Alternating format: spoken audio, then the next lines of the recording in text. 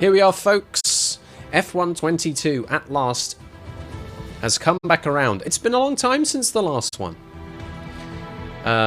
Through situations to do with not feeling very well and the Christmas period. The last time we had an F122 stream was almost a whole month, one calendar month ago. It was the 4th of December, which was the last time we had an F122 stream. That was the Austrian Grand Prix and a race win, I might add, in tricky conditions, I think, over the course of that weekend. So it's been a long gap, which can only mean one thing, of course, that this whole career mode of F122 will drag even further into 2023 than I had imagined. We are almost but not quite 4 race weekends behind. Although, to be honest, Christmas Day I wouldn't be streaming anyway. So you take that out, that's 3, and then by dint of the way maths works, probably only 2 weeks behind, right? Just in case there's anyone with a PhD watching who's going, well, actually, and they get their gilded abacus out.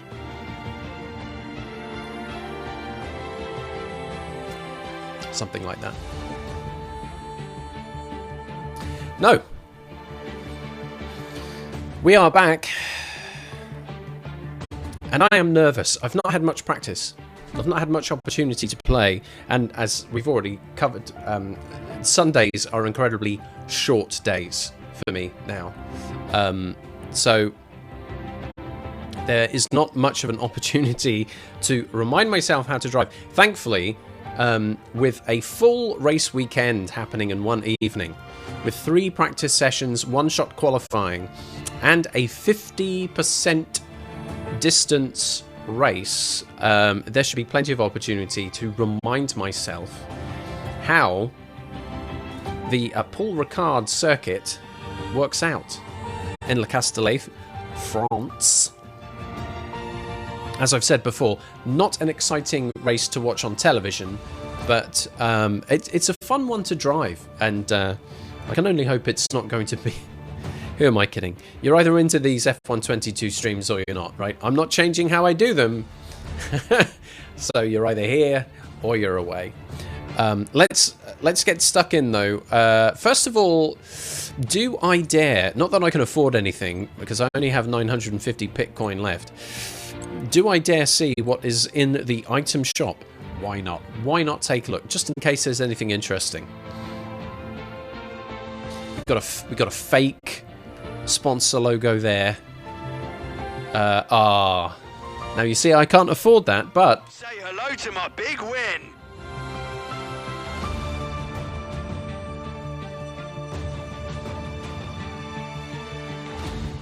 Say hello to my big win. Say hello to my big win. Also this and this. And other things I can't afford, because I only have 950 Bitcoin. Happy holidays, one and all! Bit late, mate.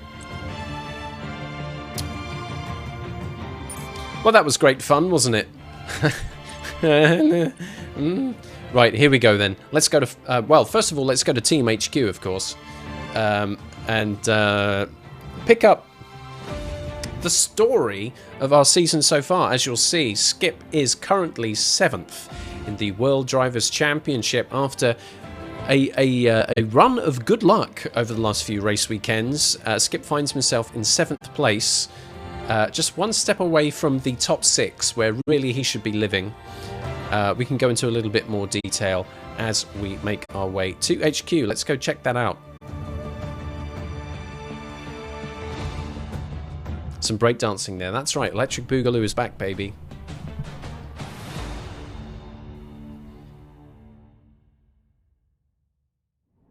Oh, perfectly timed with the music. I enjoyed that quite a lot.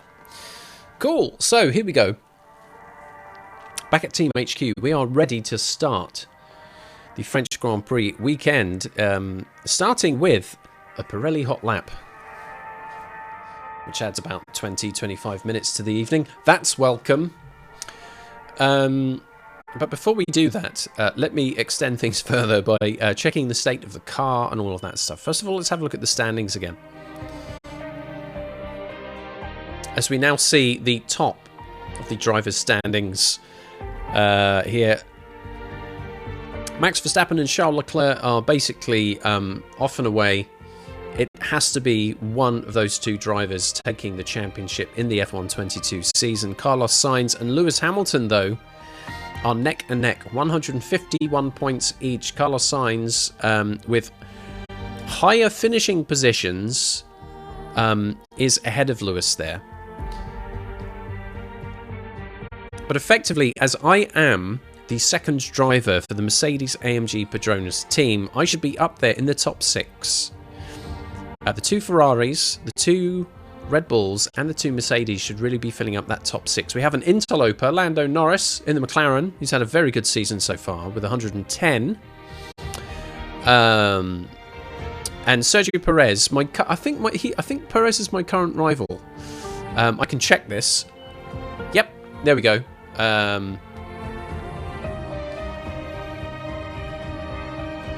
Quite far ahead on the rivalry points there, 15-6. So Sergio Perez is my current rival, and he is also the next person to try and pass in the drivers' standings. Both Perez and Norris are within reach here, so fingers crossed. We still have a long way to go in this season, just under halfway through. Just under. Hang on a minute. We're over halfway through, just under half left to do, is what I was trying to say. And I really mangled all of that up, which is very good. So that is how things look in the standings. A little close race there to Perez. That should be kind of our main focus, I think. Season results so far, if you're curious, the last 3 races have been won by yours truly. The Canadian, British and Austrian Grand Prix. This is after quite a turnabout in fortunes and a reduction in the AI. The early portion of the season, all the way up to including Azerbaijan, were run at 65% on the difficulty. It was dropped to 55 for those 3 races. And I believe I moved it to 59. I will double check that it is actually set at 59 in just a moment. Anyway, that's fun. My market value is increasing. Very nice to see. Just over $4 million. I did cut a deal for the second half of the season with the Mercedes team. They were not keen to give me much more than I had at the start of the season, but hey-ho, fair enough. This is going to be one of the biggest stories of the second half of the year, is the state of the powertrain and its various components. So far, we have yet to exceed the season's allotted amount, but it is only a matter of time before we have to bring in additional components. So very briefly to explain, you'll see across the ICE, the MGUK, MGUH, energy store, turbocharger, control electronics and gearbox, we have a set amount of numbers there. Most of them are the 3s. The energy store and control electronics are 2. The gearbox is 4. Now those are the allocated amount that you can use and interchange as you like. Obviously, as time continues, they wear beyond the point of being useful anymore. So in almost every case, with the exception of control electronics there, I have at least binned the first of each of those components. When an additional component on top of the year's allocation is brought in, that is an instant grid penalty. It's either 5 or 10 places. I think in most cases it's 10.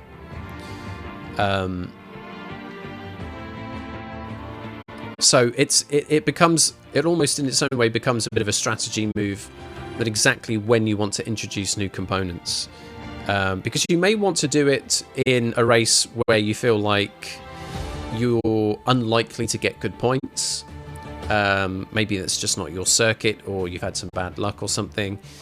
If you're going to be starting near the back end of the field anyway, then you might as well start changing some components at that point, because the penalty isn't going to hurt as much. So that's something to think about if we have a bad weekend.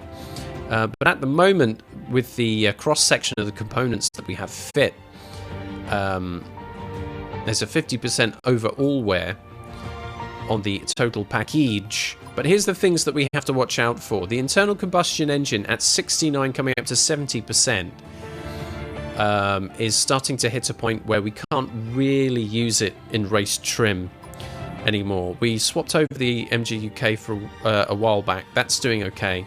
The MGU-H, this is a component that's very close to expiring, and maybe something that we use only in early practice sessions and then change it out before the rest of the weekend gets underway. So I think we'll be activating the third MGU-H in the kind of latter half of this race weekend.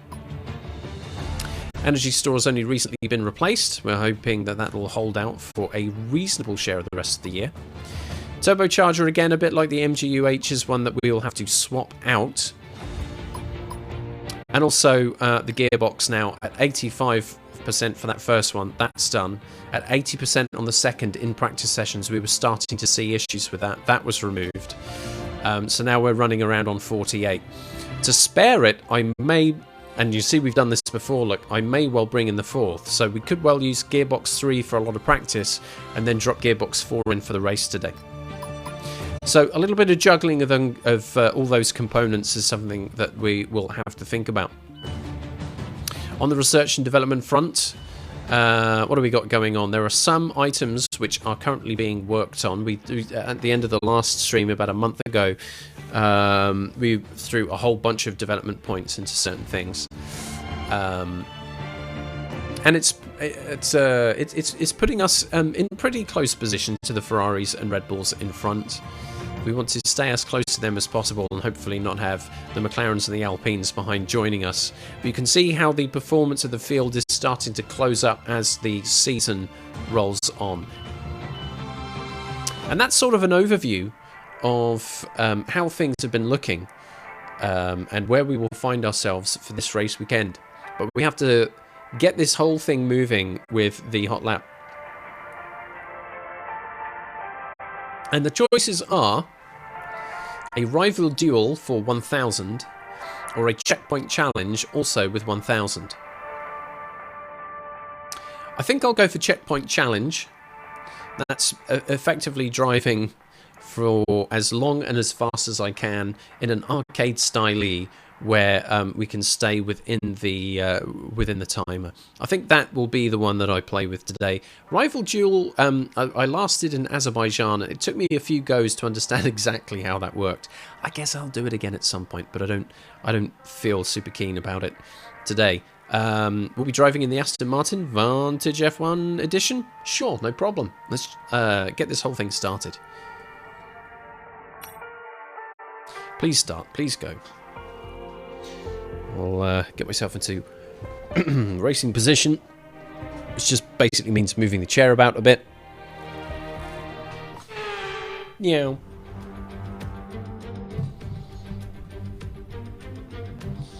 Lenovo. Yeah. Here we go then, the checkpoint challenge from a rolling start, race around the track to cover the target distance before time runs out. Each additional time is added to your limit with each checkpoint crossed. In order to hit the gold and receive the full amount of driver acclaim points, I'll have to drive 9 kilometers. 8.5 kilometers gets me silver and 500 driver acclaim points. I'm sure I can get to silver. Not sure about bronze. No gamble on this outcome. I'll keep the gambles for qualifying in the race today, as I just need to get this whole thing started. Right. Let's get myself all prepped and ready, as much as I can be, folks, for the checkpoint challenge. Can I do it in one, or will I need to maybe have more than one attempt? We'll see. There's the rolling start.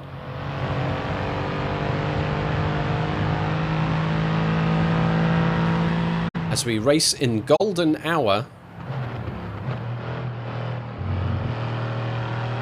A little bit of drifty here. Right. That felt a bit slow, but our first checkpoint is done. We've already done 1 kilometre.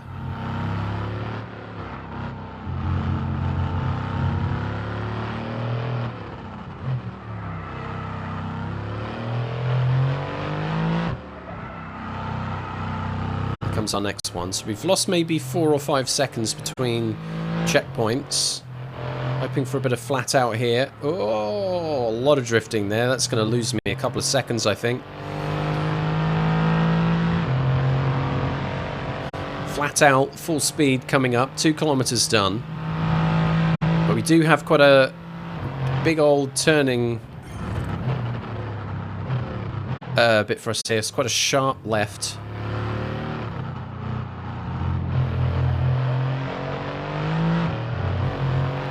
Right, another straight for us here. Coming up to 3 kilometres. 9k is our target.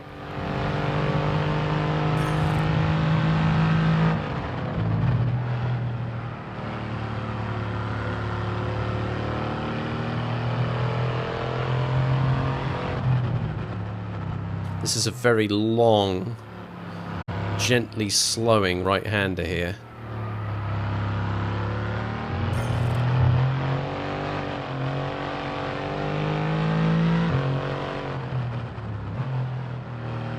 And then we get into a tight left. You can see the kind of the mini map there, where the steering wheel is. Just gives you an idea of how tight that part of the course is. We get another tricky tight section here.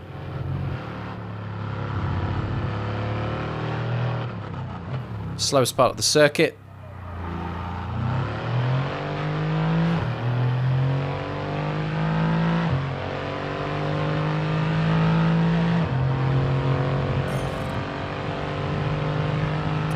Right. This is squeaky bum time, folks. Trying to race to those checkpoints. That definitely felt faster than the last go around. That may win me a second or two back in return. So each time we're taking the checkpoint, the timer bonus is decreasing. Coming up to 7k.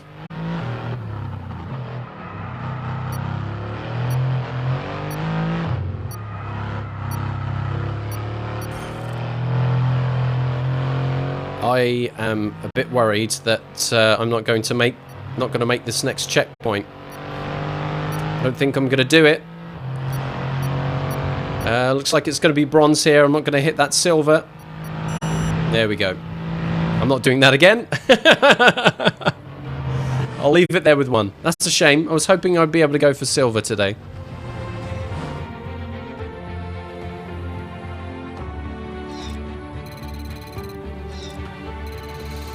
A little XP there for my trouble. Excuse me.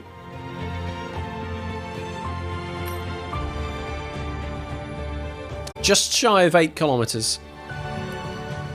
Tantalisingly close, therefore, to the 8.5. But you know what? Today, I'll take it. Another day, maybe I'd be a bit more belligerent, but we have a long enough evening ahead of us. I don't want to spend too much time on that. Back very briefly to Team HQ. Team HQ, if you please.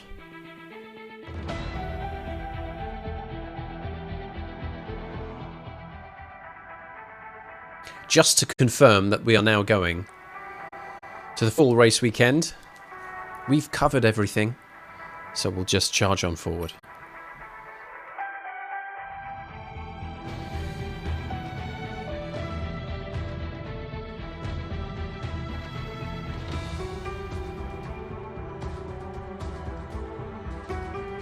I'm enjoying my coffee though. Yum yum.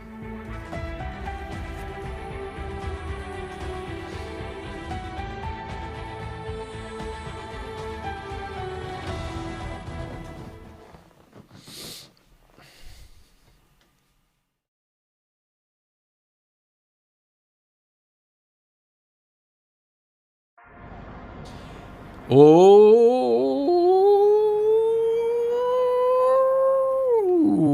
okay. So most of the weekend is dry. Great for getting a firm grasp on the circuit. But have a look at that. The race, interchangeable conditions. We're going to have mixed conditions there. A bit of rain and a bit of sun. And not much opportunity to test out the weather tyres on this circuit. So that's going to present a very interesting challenge come race day. Let's check in on the messages. Francisco here with the weekend preview. Not much really that we need to know about that. We've already covered a lot of the situation with the standings. Here's the confirmation of the research and development which has been successfully completed up to this weekend, and the new parts that will be with us for this weekend. The front wing main plane will help us with downforce. We've got improved tyre blankets, which will help reduce the amount of tyre wear, and the cockpit weight reduction means our car will be a little lighter. And also the MGU-H now features improved materials, so our durability has increased. And here we go. Our chief engineer, Mark, is saying that the qualifying looks dry, but there's a real danger of rain in the race itself. So we might want to consider working on a higher downforce setup in practice, which will slow us down in qualifying, but might be a good call if we do have a wet race. Here's the thing, though. If we go by what we're seeing there, and we're basically dealing with a wet race in the last 20%, then how much do we really want to lean on a high downforce setup? Maybe a little tweak, but nothing too dramatic. Otherwise, we're losing potentially a lot of pace through a good chunk of that race. Something to think about, at least. Right, at this stage, I think we leave everything in the package as it is for practice 1, but we will be thinking about the ICE. That will probably get switched out for the race. The MGU-H and the turbocharger. Also swapping the gearbox out. We have to make these decisions at the end of practice 2.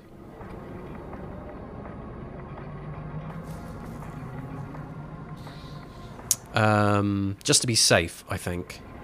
Because practice 3 will be focusing more on qualifying pace, and then as soon as we hit qualifying, we're in parc fermé conditions. So yeah, I'll keep an eye on this stuff over the first 2 of the practice sessions. But for us then, let's hit the track for practice 1. You'll see that each of these practice sessions are 60 minutes. I think we take about an hour and a half to 2 hours maybe to run through practice. We don't use every last second of every session. It's more about familiarizing ourselves with the circuit and trying to hit the target set in the practice programs, which will therefore kind of unlock the resource points and improve things for our research and development, which enables us to have a better car as the season goes on. So it is worth the effort, I think, in more ways than one. Anyway, let's go and make our way to the track for practice 1. Yes, of course I'm doing this myself.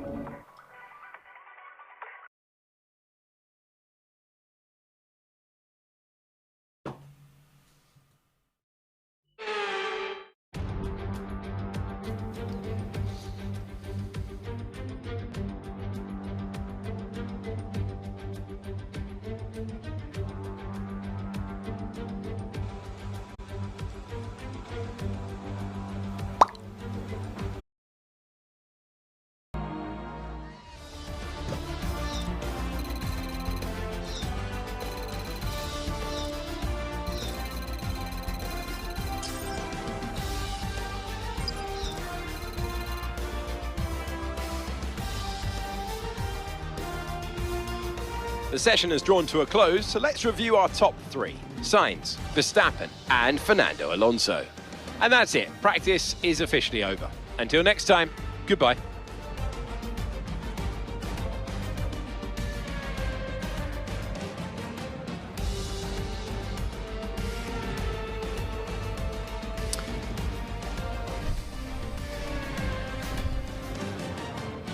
Well, there's work to do. In that first session, a couple of stabs at track acclimatization, one run of fuel management, and a little bit of extra poodling around on the circuit to try and improve my time. At the end of that session, I find myself 12th fastest on the soft tyres with a 1:37.0, 1.4 seconds, almost 1.5 seconds off the pace of the fastest driver of the session, Carlos Sainz in the Ferrari. Sainz with a 1:35.5, Verstappen also on a 1:35.5 on those soft tyres. Surprisingly, the Alpines are doing well here on their home circuit. Alonso and Ocon, third and fifth fastest. My teammate, though, here are the ones to watch, I think. My teammate Lewis Hamilton and Sergio Perez, my rival, 6th and 7th out there. I need to be closing that gap to them.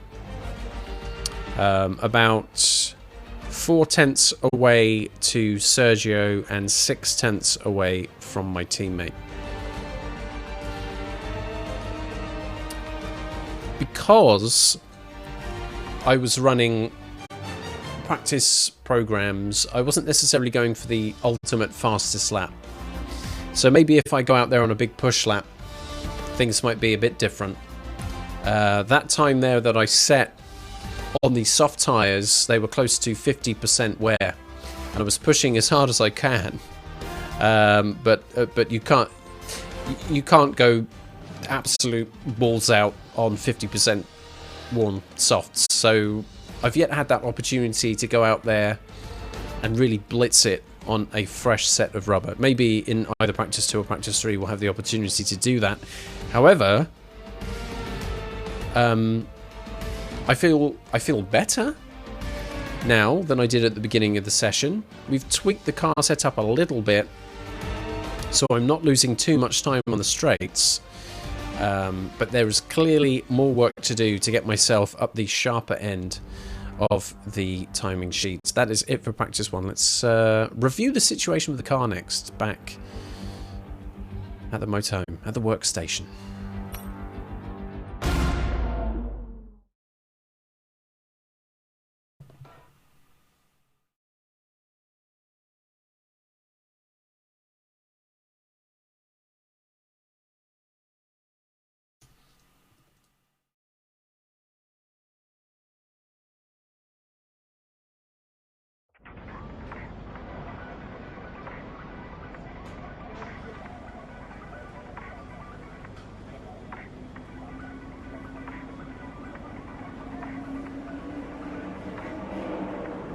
All right then. Practice 1 in the bag. I expect he'll be off in a second. He's looking busy right now, but we know what he's playing at. That's it. That's it. Look at the spicy content on your tablet. Think about it. And yeah, you know what? Toilet break. Yep. Off he goes. Mucky pup.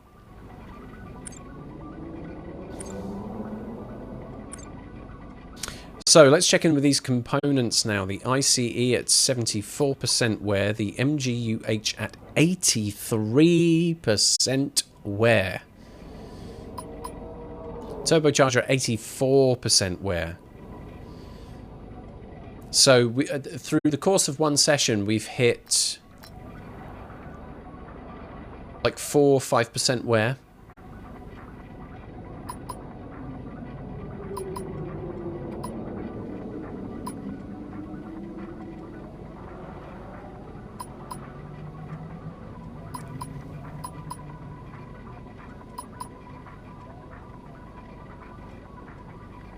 complications will start coming along with those. See, the first MGH we were retired at 81. We've done a lot more with the second one. Arguably, we could probably squeeze another session out of it.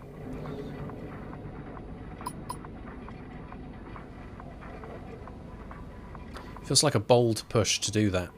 There wasn't any real issues.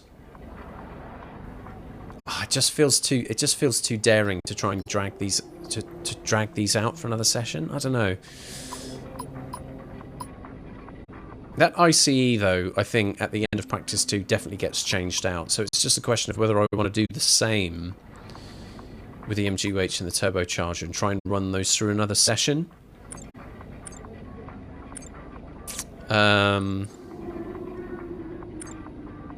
I mean, we never know. We might be losing a couple of tenths a lap just off running older components, right?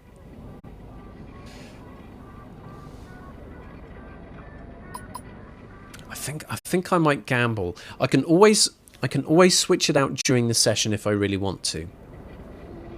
So I can bear that in mind.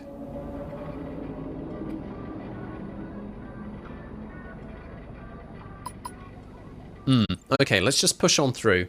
And if I have to change it during the session, I will. We'll probably lose like 15 to 20 minutes, I expect, but it's okay. We still have practice 3 there in the bag if we need it.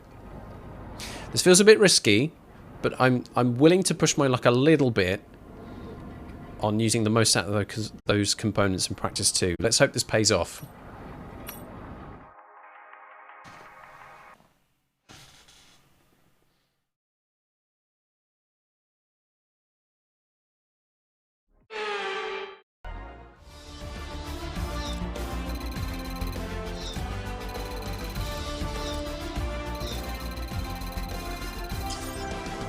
Look at all this nothing I win. Jeez.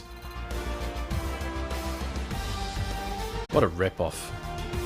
It's time to remind ourselves of our top 3, who are Sainz, Verstappen and Lando Norris. And if today's practice session is anything to go by, we're in for an exceptional weekend of Formula 1.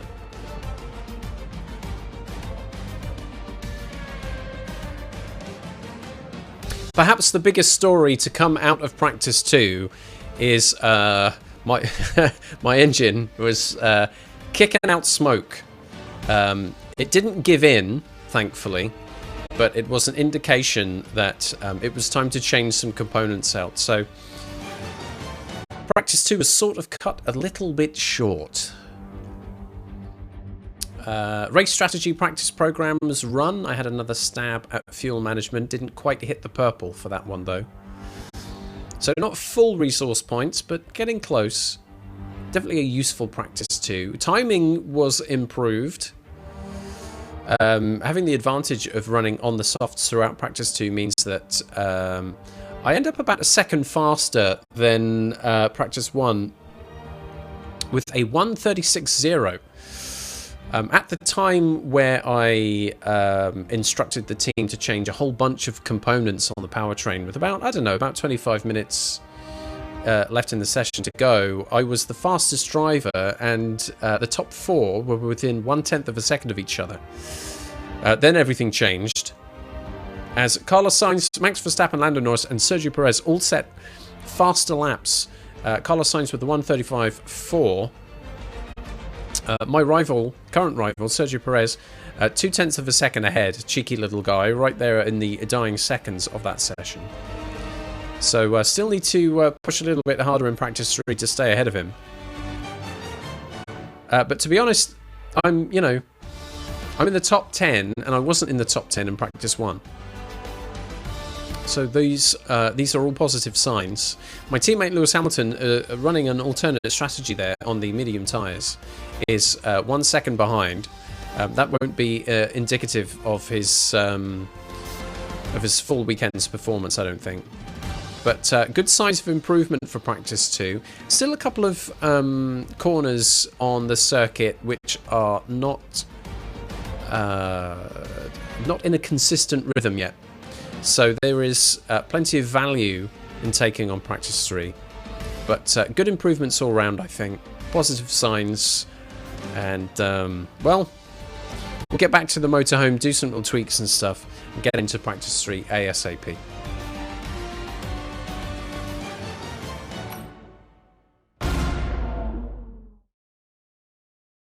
Now,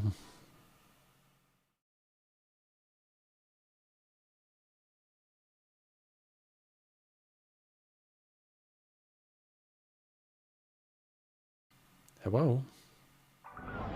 There we go. Whee! Cool! Back into the workstation. I don't think there's too much to think about. We don't have any emails here. Is that right? No emails? No, not yet. Okay.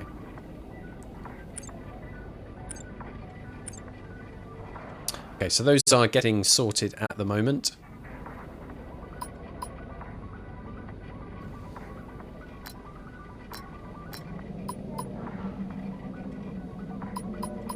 So things will be looking better, I think, once we hit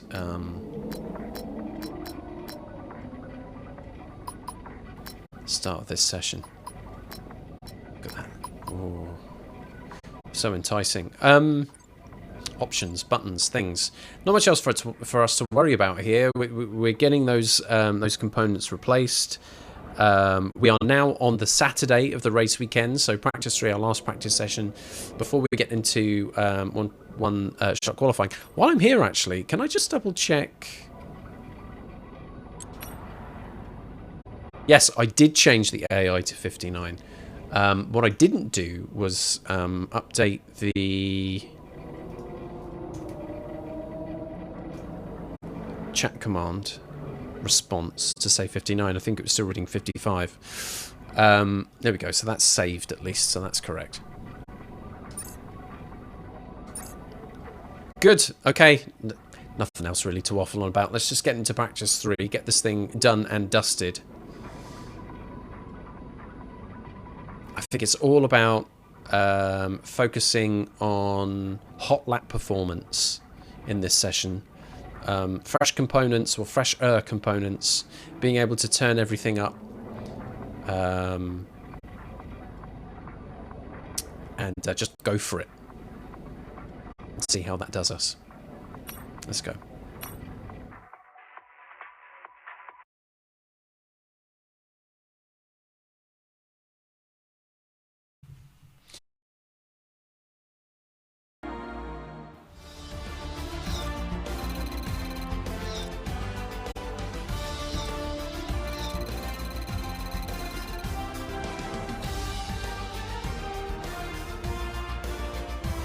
With all the cars now over the line, let's see our top 3 again. Hamilton and Fernando Alonso.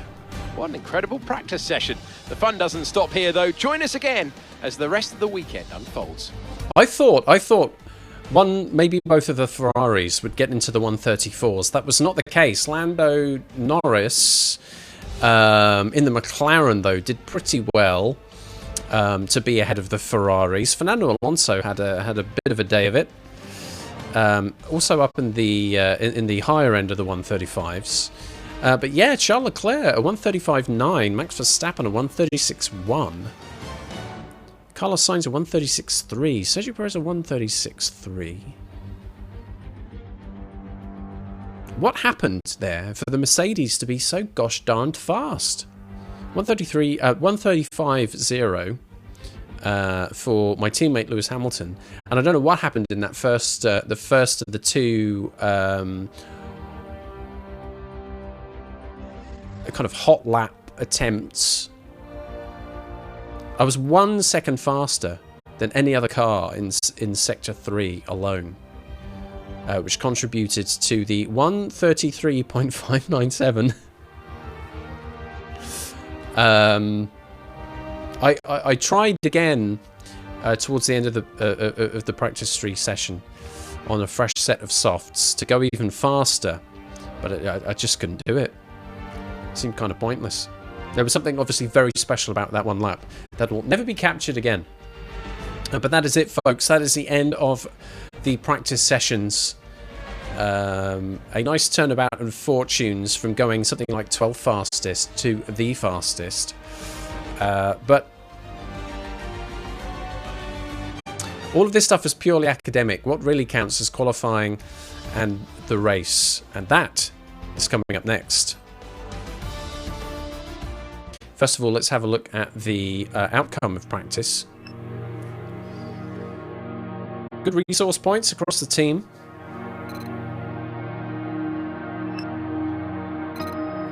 And here are some development boosts. Nice big discount now on the energy store sales.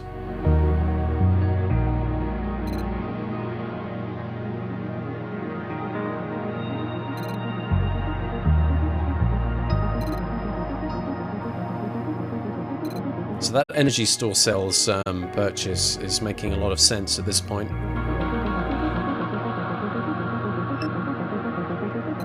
There's the boosted driver acclaim.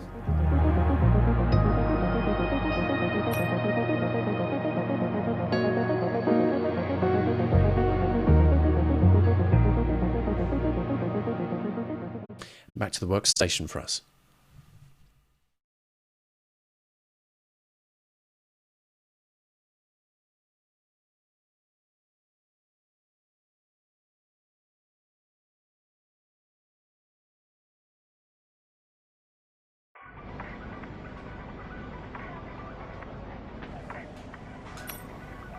Some messages my ever not present manager with stock email number 4. Good result. Good luck this session. We're all expecting a good result. Thanks. That's worth the 30%. Here's the message from Mark. I think it's going to be important to find the flow here. Pretty much every corner leads to another. It's really as simple as brake apex power, you know? Try to think ahead. Be careful to get your braking right into 8 and 11. Okay.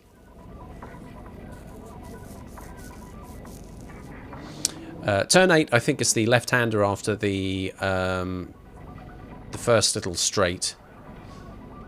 And then turn 11 is, of course, that long, tricky right-hander I've been talking about several times. Not much else for us to worry about here. Let's just move on into qualifying. And I'll get the gamble on once we're there.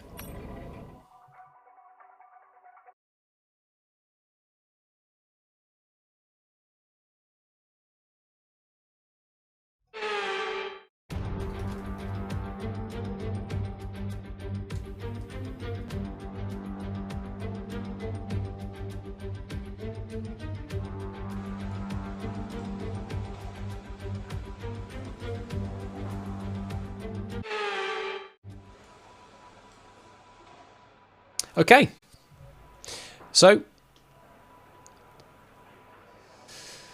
we're in the garage. Everything's locked in. We're in parc fermé conditions. This is all about setting the fastest possible lap. Not much else for us to worry about here. So it comes down to the gamble. How will things look at the end of this one lap? Now, the way I try and treat qualifying is to not use flashbacks, right, at all. So having one attempt at the lap, and if something goes wrong, to redo that lap in its entirety, and not kind of start salami slicing it and trying to get this corner right and that corner right. So it's kind of one uninterrupted attempt, if you like.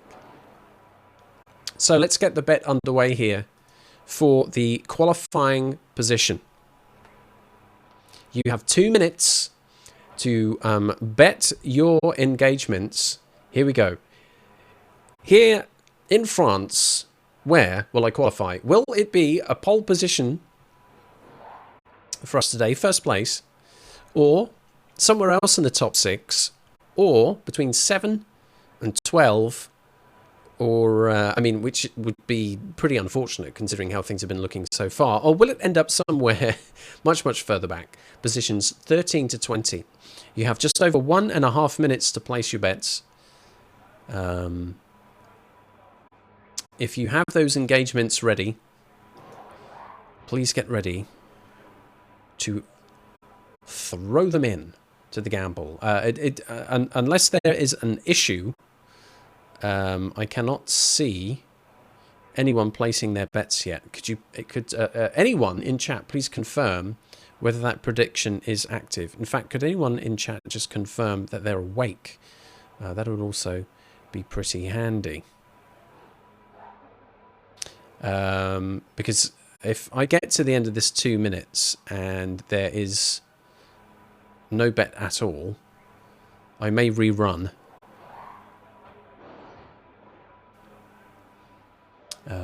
Just about 40 seconds left on the prediction. I'm not seeing any movement. I mean, that could be a me issue. I might have to refresh what I'm seeing.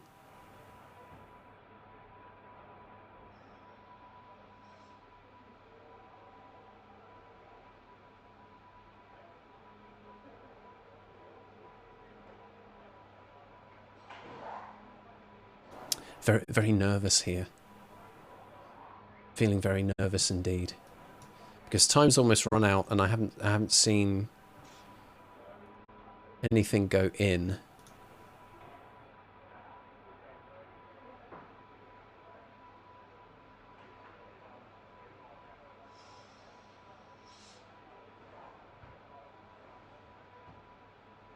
Yep, nothing.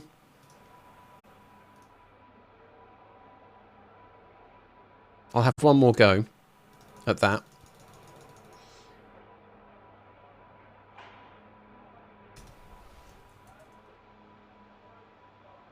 Just in case you weren't quite on the ball the first time round.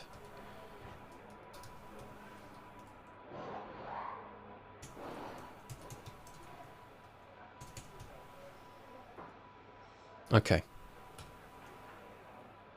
Let's have another go at this, folks. Wouldn't want you to miss out on some engagement-making opportunities. So, for the second time the prediction is live, you have 2 minutes. Nick did miss it, so you do get the opportunity to gnaw away at the cherry. So, where will I qualify in this one-shot qualifying session? Will it be first? Would it be a first, a pole position? Anywhere from 2 to 6 in the top 6, which is, I think, where I really should be. Position 7 to 12, or further back, 13 to 20.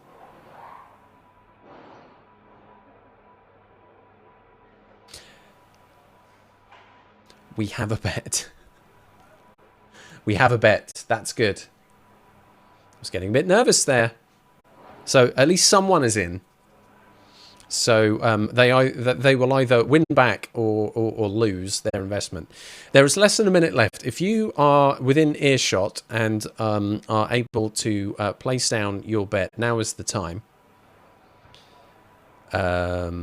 If you are tempted to go for pole, or maybe 7 to 12, for example, then things get spicy and interesting. Someone may gain, someone may lose. Nick says this is just the qualifying for where we will start the race. That's right. Race itself is going to be very interesting today. We know that we have changeable weather conditions coming up. Starts out to be dry and will end up being wet. Thankfully, there are now engagements put into options 1 and options 2, which is good to see. So it was well worth running a second time, so someone can take advantage of maybe gaining a little bit more of the engagements. You know, before I actually get into qualifying here, one thing I would like to mention is on Thursday's stream, I was very lucky to benefit from a couple of raids, and you may have noticed, those of you with keener eyes, that at last, after after a long stretch of the year of not seeing a great deal of movement, I have broken the 300 followers barrier, which I'm incredibly pleased to see and grateful for. Of course, every single person who has decided to follow this channel and then, you know, obviously not follow, what do I mean? Like not follow or unfollow. You know what I mean? A lot of things going through my head at once, and just trying to like pull one string of words out can be difficult.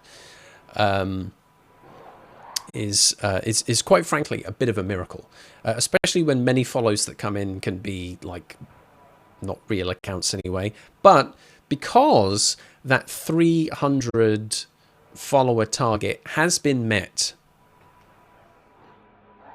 exciting things are afoot. There is a bonus stream coming up. It'll be next weekend, in fact, on Saturday the 7th of January at 2 p.m. Not entirely sure what I'm doing for it yet. I've got a couple of ideas. I might just need to pick one. It'll probably be playing a game or two, right, as opposed to a just chatting session. But that will be coming up next weekend from 2 p.m. as a celebration for hitting yet another follower goal. The next one is, no great surprise, the next 25 on ahead. So 325 is the next follower goal, which I, at the current rate of growth, I will probably not see until maybe August. Unless I end up stumbling across playing a cool game that lots of people really enjoy. That's highly unlikely. But yeah, there we go. They're only numbers, right? But every now and then hitting one of those goals is pretty exciting, and it does mean that I have to do an extra stream. So there is that. Anyway, that's enough of all of that stuff. People have been so kind to put some engagements down, so I guess I better deliver on my part of the bargain so we find out who wins and who loses, right? One-shot qualifying coming up.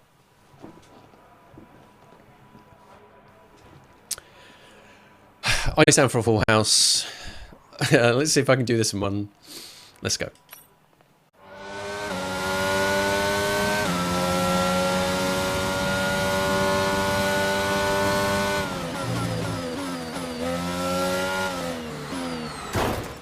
Well, let's start that again.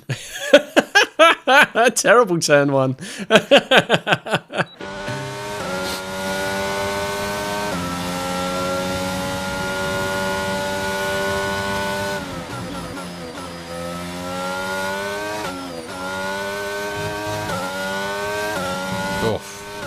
So rough.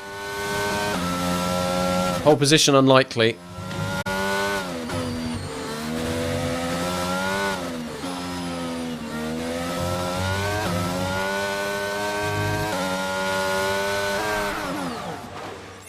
Woo!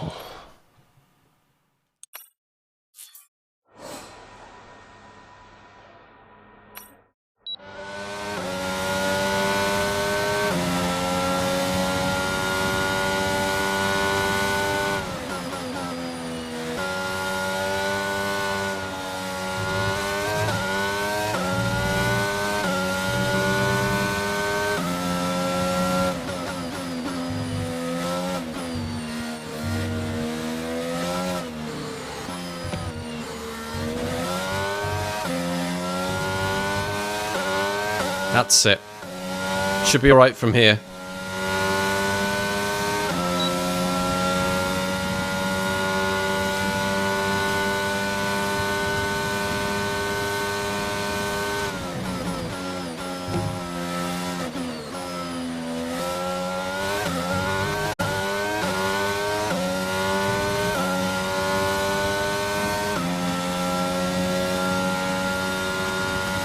Those rebels are quick though, huh?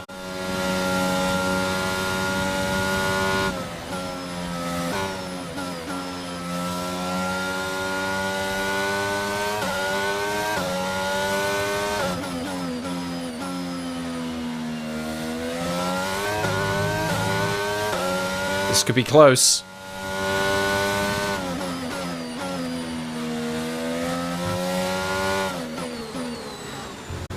Keep it in second, that's it. Right, a big drive out here. This could be pole position after all, after a pretty rocky start to the lap. What's our qualifying time? It's a 1:33.1. Excellent lap. We're very pleased with that. Even faster.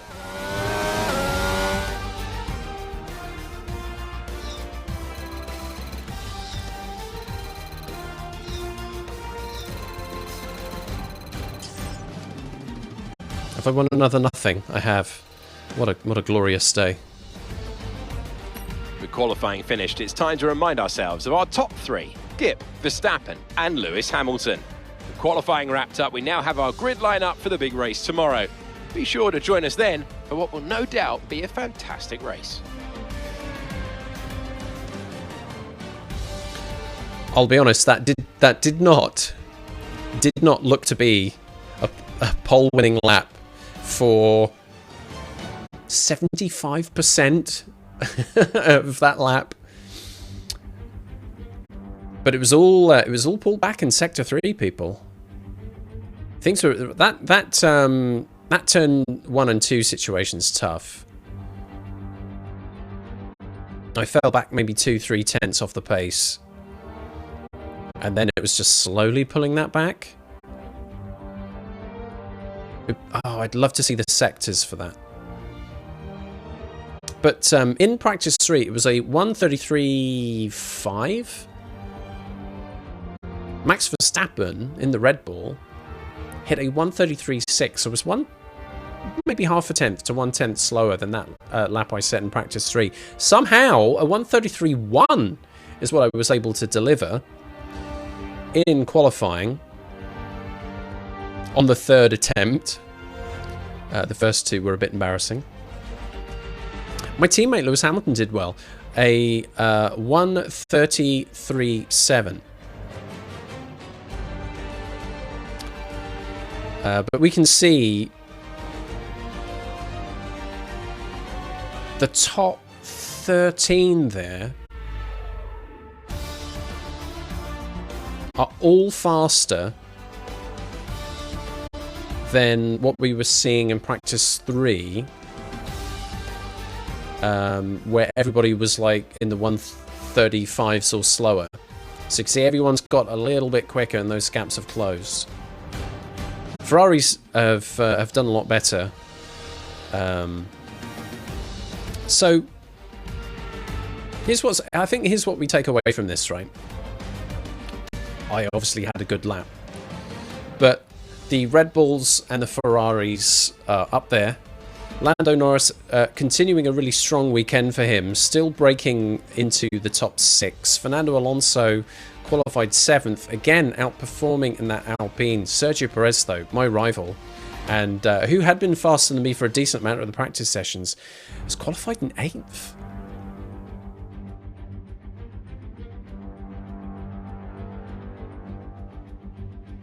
His best should have been in 6th, but Norris and Alonso have been able to beat him to it. Fascinating stuff. I don't think there's anything in race director that we can see. Is there? No, not really. Any incidents in qualifying? No. So that's kind of it. A surprising pole position. It didn't look like that to me. I thought maybe... maybe I was on for 3rd or 4th, like a 2nd row start. But I think, considering how I struggled a little bit with turns 1 and 2, even though I'm on pole position for the start, I very much doubt I will hold on to 1st place in lap 1. So we'll see how things shake down. Anyway, that is qualifying. Pole position has been secured, and we get to choose the outcome on the gamble. I'm glad you found your glasses, 5, by the way. And the engagements. Go to 5, it's a magic number. You put down 500 and now find themselves owning 1,100. Never mind Nick's site. I think it was a good stab, to be honest. Like I said, a good portion of that lap, I think we were looking at somewhere within the 2 to 6 mark, to be honest. And it was just a case of pulling it back right at the end that turned that around.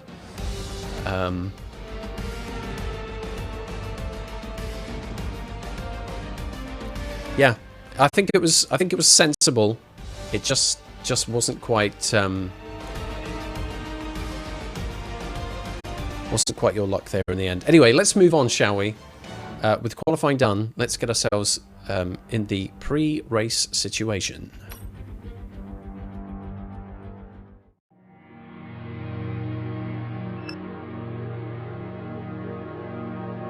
So that's ahead of my rival there, 2-1. Very likely to best him in the race as well. Nice little boost to driver acclaim for scoring that pole position.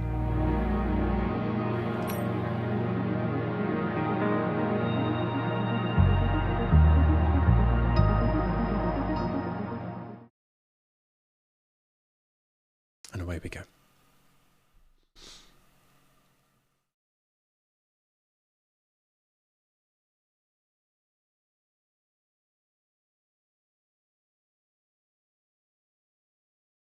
So there may be a message or two in the motorhome, but not much else for us to worry about once we're there.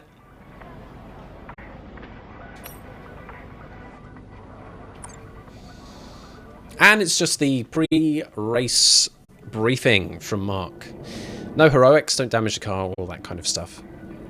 He's hoping for some aggression here. But yeah, let's not completely wreck it on lap 1.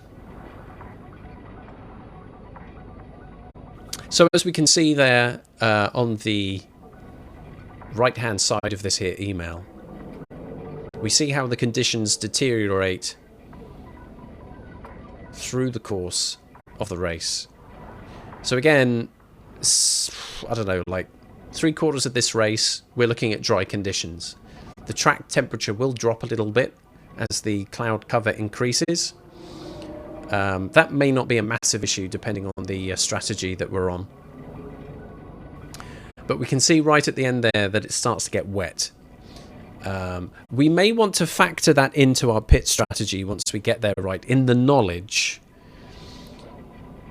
that there could be a surprise pit stop later on in the race. It's hard to tell at this point how many laps will be left by the time that we need to think about pitting for either intermediate or full wet tyres. And we won't know until we get there.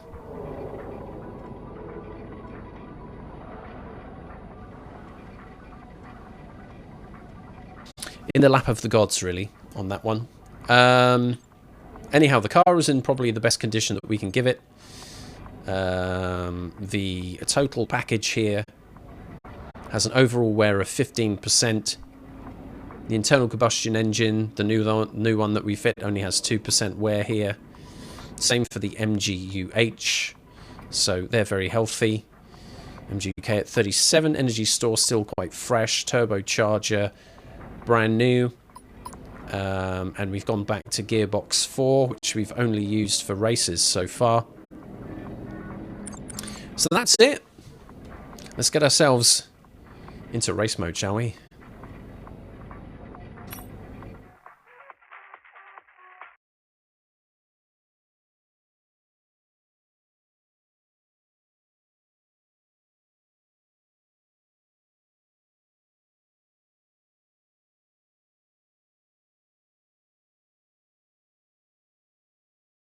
Any moment now.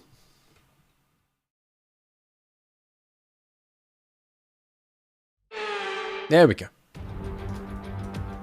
Welcome along to France, one of the great racing meccas, host of the world-famous Tour de France, and widely thought of as giving birth to the art of motor racing in the late 1800s. How far we've come since then. As this year's race gets underway, it's time, of course, for the French Grand Prix. Mastering a lap at Paul Ricard means getting to know 15 corners, 6 go to the left and 9 go to the right, for an overall lap distance of 3.6 miles. The two halves of the long Mistral Straight are separated by a heavy braking zone into a potential overtaking hotspot at the chicane.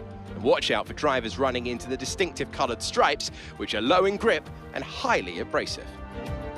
Let's run you through the driver grid order for today's exciting race.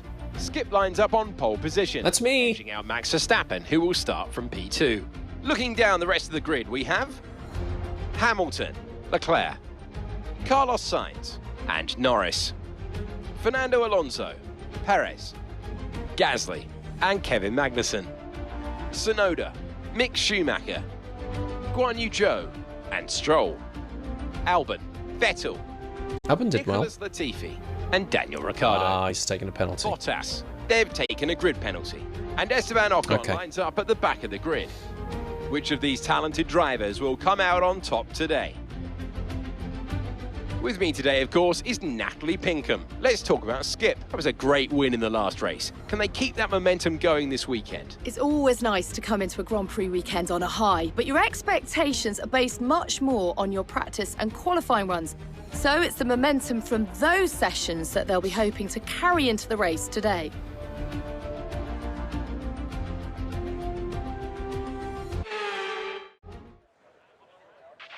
After the points finished last race, let's aim to keep that momentum going.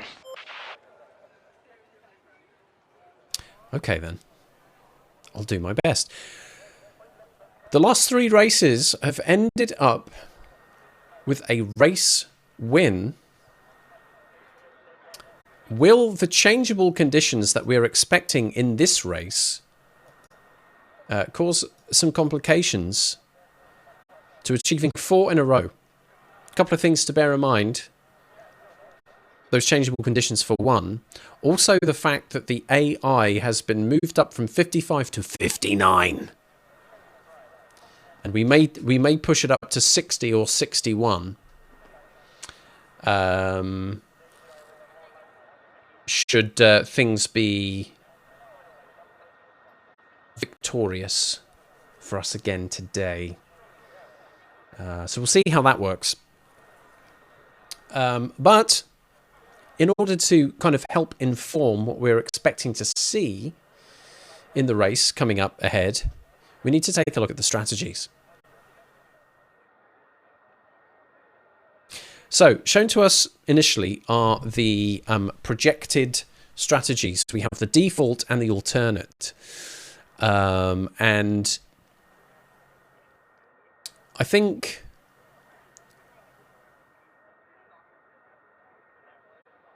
these are effectively what, on any given day, the team would expect to see.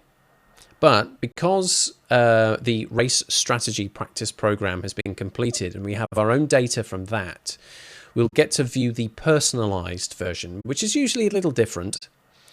It'll put in the fuel usage and the kind of the tire life out of the kind of that data from the practice sessions that I've run, and drop it into this, which sometimes can have a little kind of influence on the strategy in terms of how long tires could go, that sort of thing.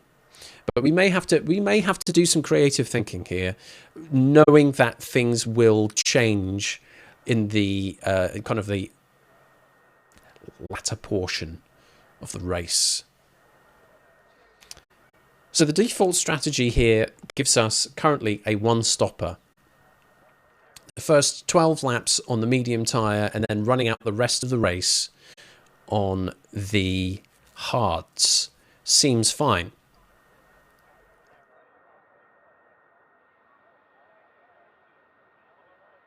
But just keep thinking about how the rain will throw this all into the air, and whether there's something that we can do to tweak this strategy in the knowledge that very late into the race we will have to pit anyway.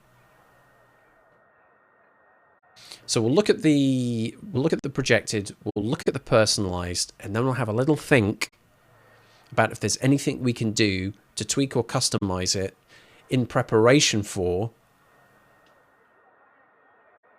wet conditions.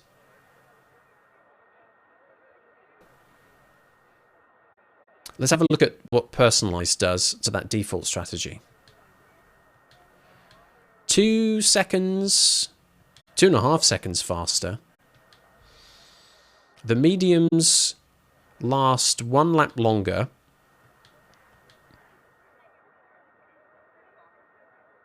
Which means the hards will be fresher later on in the race. Let's have a look at the alternate strategy and see again what personalized does to that. No changes on when the pit stops happen. We're looking at a little over 3 seconds faster. And again, the tyre life improves.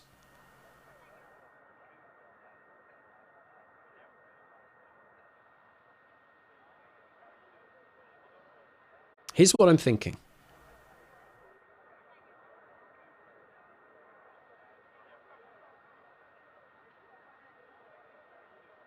We're sort of thinking about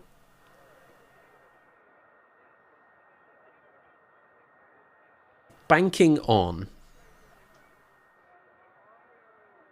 a 2-stop strategy where that second stop we go over onto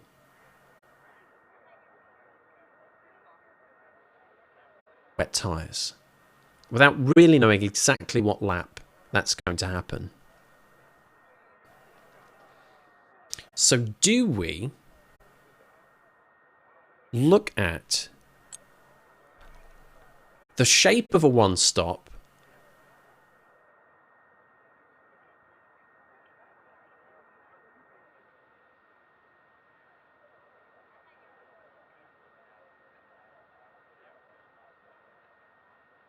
but thinking about which tyres we use when,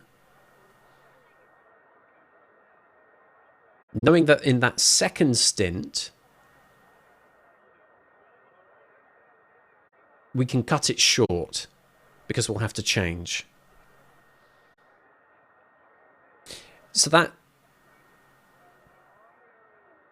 strategy there, the default one, which I think most of the other cars around me are going to do, does lean into that. You've got the hottest conditions at the start of the race. You want to be on the softer compound for that. They'll have a nice warm track underneath them. You get the most grip out of that you possibly can. If you were to swap that and run on the hards, you're going to have a very hard time in the earlier stint. Cars are going to pass you, and while you'll be able to run on the mediums later, you start losing track temperature,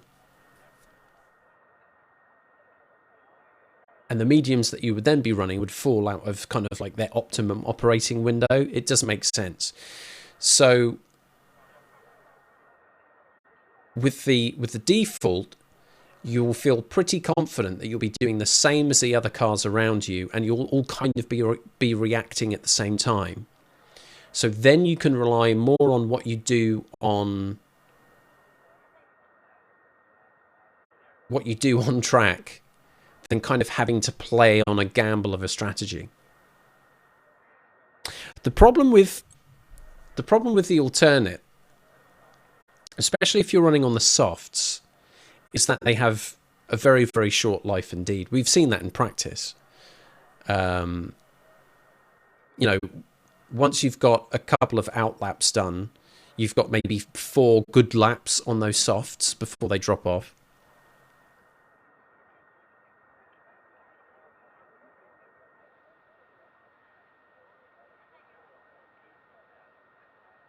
When you're looking at what is effectively going to be a 2-stop race, but that final stint being on wets, you can see how that second stop is too early for that. If you went from soft to hards, you're really gambling on having a good start and being able to pull away. The experiences I've had in the race is that I especially at 50% distance, I can't pull away enough to capitalize on that advantage. So for all of the creative kind of thinking about how we could modify a strategy to work, I don't see anything working better than this. Honestly. And personalized versus projected, we know that we can run a little bit longer on the mediums if possible. If I find myself in an advantageous position in that first stint, I could drag those mediums out even longer and stop a bit later. Which means the hards again are in a better position until we have to change in the rain. So I feel like we're locking it in on a default here, but with the personalized and thinking about what we can do to extend the life of those medium tyres as much as possible. So we have the best possible set of hards to see us through the second stint until we have to change. So let's lock that in. I don't see anything better than that.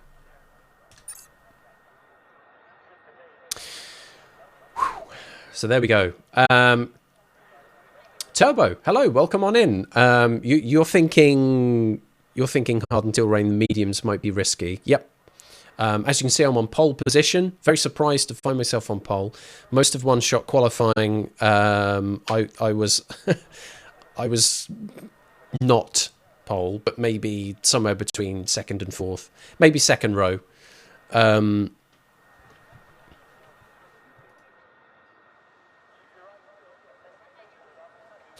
Thanks, Agatha.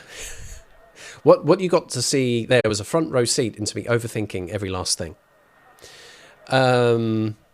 And then just ending up on what was right in front of me in the first place, and I could have just accepted it. There's also that. Hey, welcome on in. Turbo, thanks so much for the follow. You join us at the tail end, the business end of the race weekend. I've done 3 practice sessions. I've done one-shot qualifying, and we're about to begin the 50% distance race here for the French Grand Prix. Starting on pole position, very unlikely to hold the lead through lap 1, to be honest. I struggle with my starts at the moment. We'll see how we do. This is the first season. I'll only do 1 season in career mode. That's long enough. I only do 1 race weekend a week. So that's where we are. I will need to take another break, not necessarily to pee though, because that's already been done. But I'd like to top up my beverage. As I need to stay hydrated. So while I take that break, I will give you a 5-minute prediction for the race outcome. Let's do that and that, and I'll pop that in there for you. It's engagements. Get them ready. Get them out of the packet, out of your wallet. It's time to place those bets. If you've been holding on to them for the race bet, now is your time. 5 minutes starting now. Where will I finish at the end of the French Grand Prix? Will we be looking at a race win? We'll be looking at a podium position, either positions 2 or 3. Will I finish anywhere between positions 4 and 8, which is effectively the top 6, but also we've seen Lando Norris and Fernando Alonso kind of get themselves squashed in there. So I've extended that to the top 8. Or will it be somewhere else, somewhere between positions 9 and 20? We can already see some people going in on race win and also on positions 2 and 3. That's nice and healthy. Plenty of time to place your bets. I'm going to take a quick break to top up all of my fluid-based receptacles over here. And then we'll get on with the race. About 40 to 45 minutes of racing action, flashbacks not included. And that will be coming up very, very soon indeed. So please stay with me.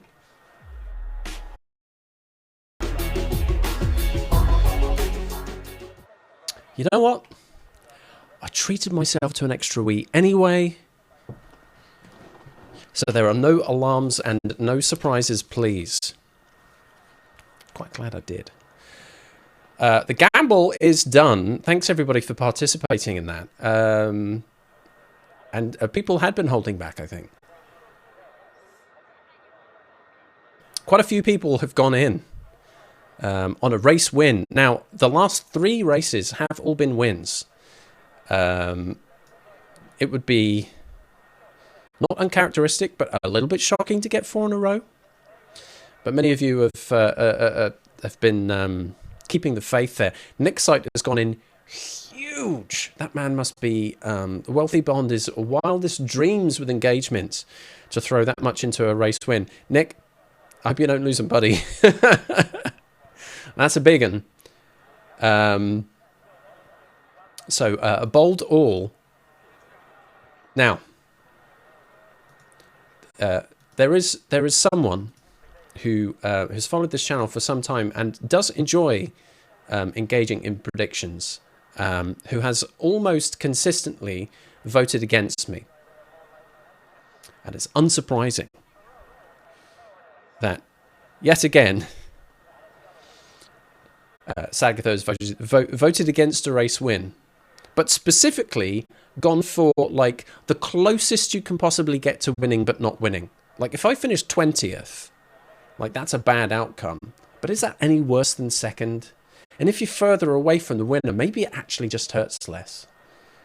But what if, right, and I think this is what she's banking on here. So what if everything's going super awesome, just driving, just being really fast and all winning like, and then on the last lap, then I lose it. That's the kind of outcome I think Sagatha is gambling on. Okay, back to saving kids from dying. Just unbelievable. But you know, sometimes you just have to accept that there's a bit of give and take in a friendship. This one just happens to be a bit abusive when it comes to gambling. What can you do?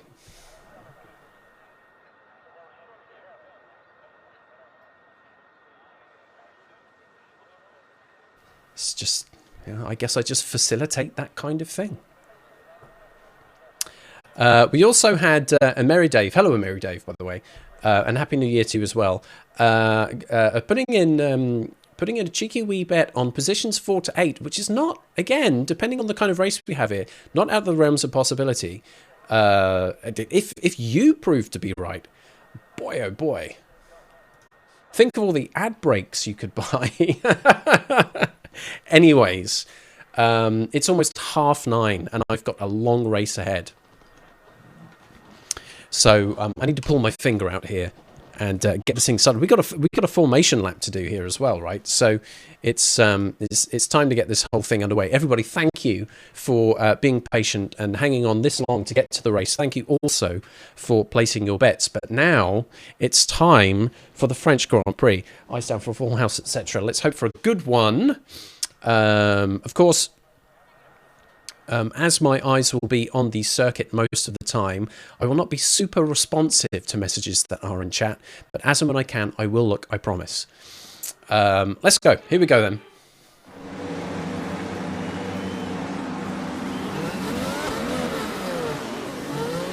We're not seeing any technical issues coming off the practice starts. Watch the RPM on the full start. We don't want you to bog down. But I don't want to tear away too quickly here.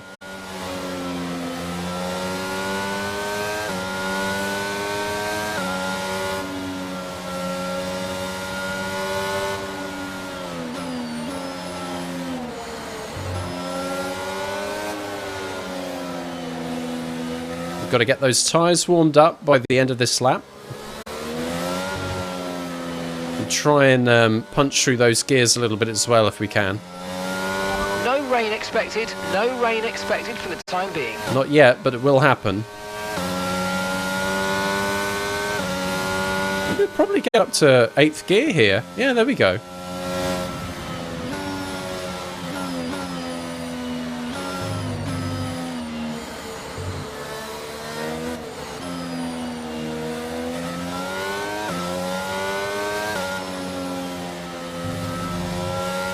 Turbo, for your interest, if you enter the chat command !F1, you will see the settings that I'm using in the game. I know some people find that interesting.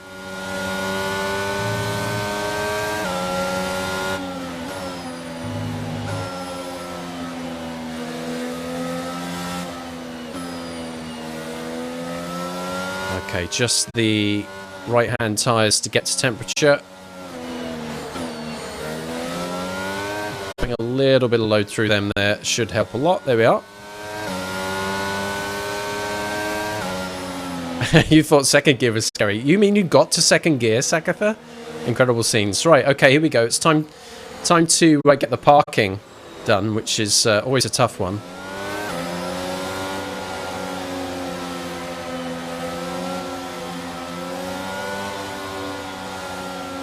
Very hard to hit my marks. Oh, just over by half a metre.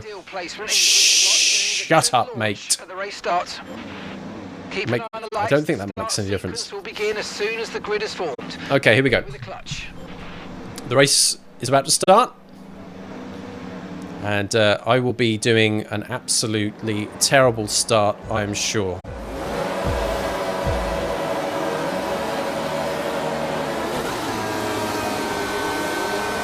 Bit of wheel spin. Verstappen's got me.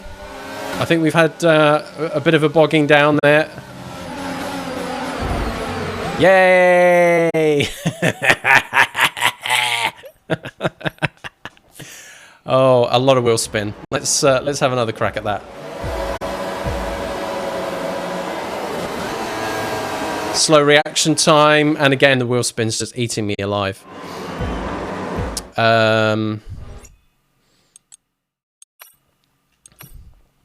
I just need a half decent start. It's so difficult to hold the RPM. That's better. That's much cleaner. I think Verstappen's still going to beat me to turn one. Lewis is trying to get the inside. This is better. Right, slow down. Let's get into turn one and make it the way through. Verstappen is very close behind. Bit of rear wheel spin, losing the grip there. Lewis Hamilton is in second place, coming off the ERS for a minute. We just need to navigate this very twisty, turny section and survive it. Let's come through here. Put down the ERS. Big drag through now.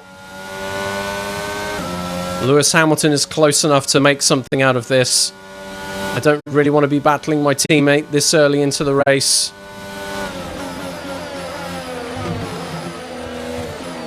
Taking out the bollards. I don't get any additional points for that, sadly. Right, now he's dropped back a little bit. It would be really good if he could keep Verstappen behind him for a while. Verstappen battling with Leclerc. Now I just need to think about my own race here for a little bit, as the immediate threat is off.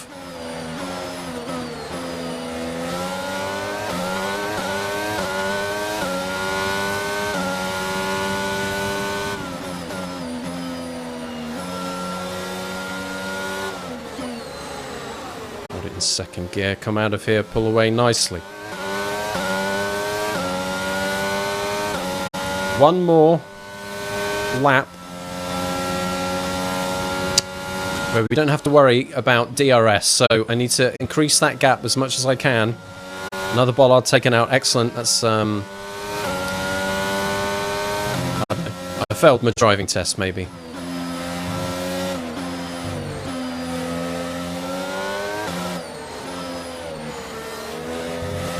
Oh.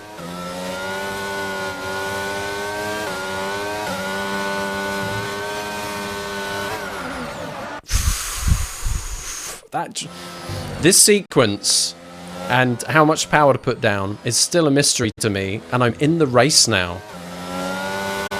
So I'm having to, at this point, I'm having to, you watch what happens here. I have to kind of pull back to the left again to try and stop the spin. And then I overcorrect here, and yeah, it's game over. So let's think about the drive out of here. Hold on to that a little bit, build up the speed, come out here, add the ERS, and I think now I'm okay. Lewis, however, is closing the gap again. This is going to be my weak spot. There's going to be a lot of defending into 8. Try and hold the inside again.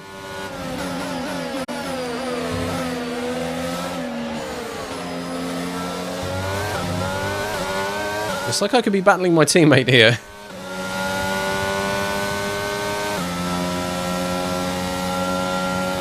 Energy deployment is down very, very low, so I'm going to recharge for a bit.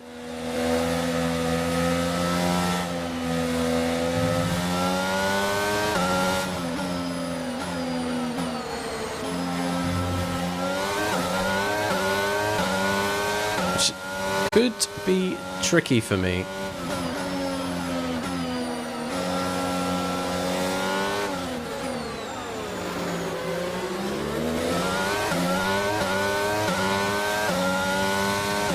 Right, DRS is now enabled. DRS is being enabled this lap. We can use DRS when you're within 1 second of the car ahead and in the DRS zone. That also means the cars behind me can do that, right? So this is where getting through this tricky little sequence right here is more important than ever. Because if I make a mistake and the cars behind close that gap, they have a really fresh pop at me on the straight.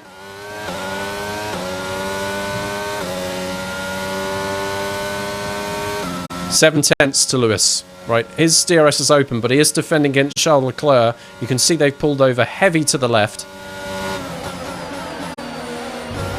Leclerc has got past Lewis. I rode those curbs pretty heavily there for a moment. I think I probably caused the yellow flag there, to be honest.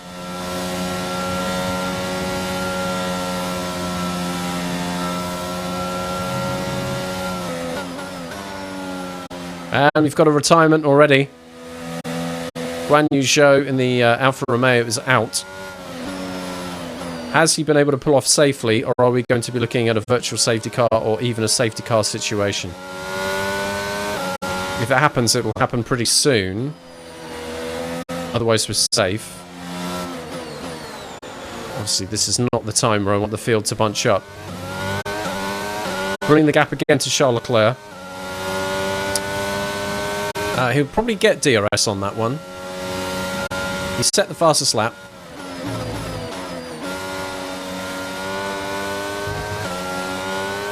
Cut that corner a little bit tight. They close up again here a bit.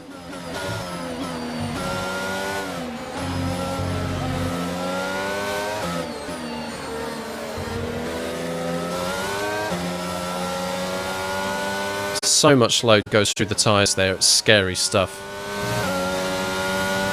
Okay, 5 tenths behind. Probably not close enough to be a threat.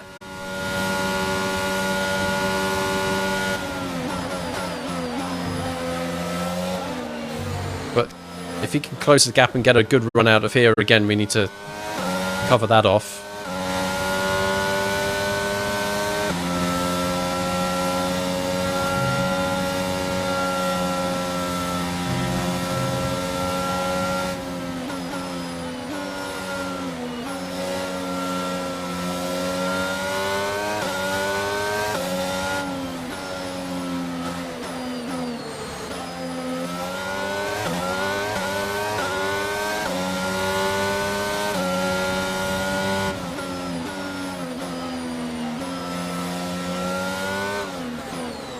He is closing. 7 tenths now.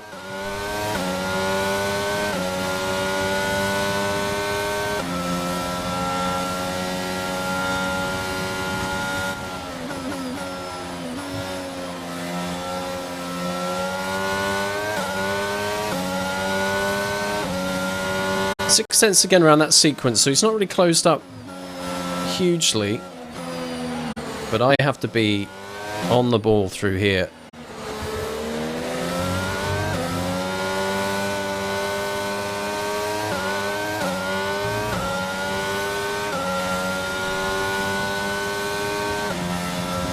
Okay.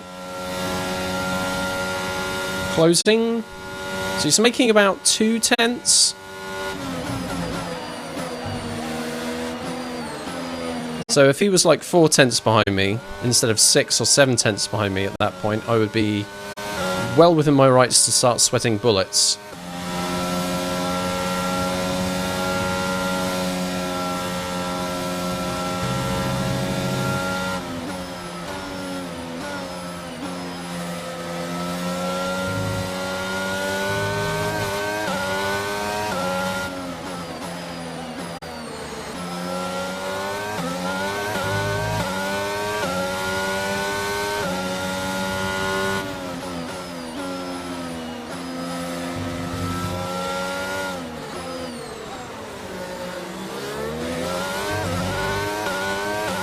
Tyres are still good. I've increased the gap to Leclerc a little bit. Fastest lap by me again.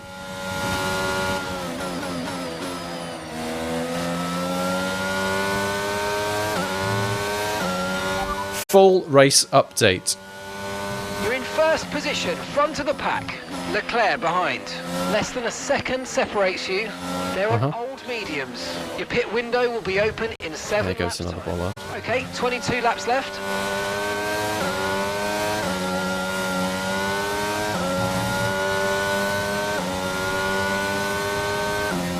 Yeah, he's closer this time. He's closer. Got to pull to the inside here a little bit. Wow, that's fast.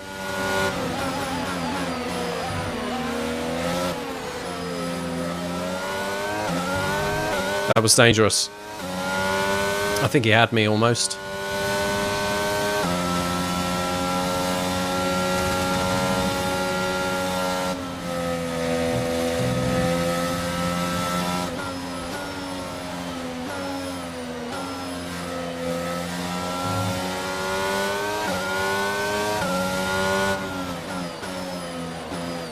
Okay.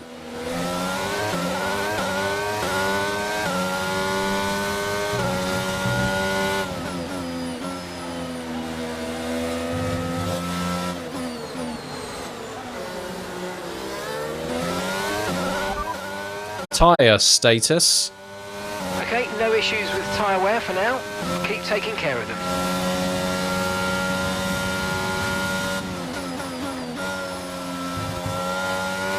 Oh, that's a good run through one. Slightly better in two.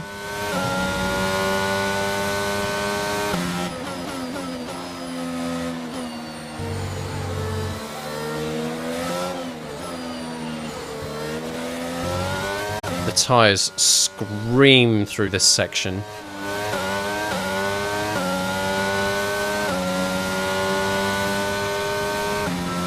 Okay, yeah, a bit more of a gap to Leclerc this time. Fastest sector 1 for me. Jeez, how did that happen?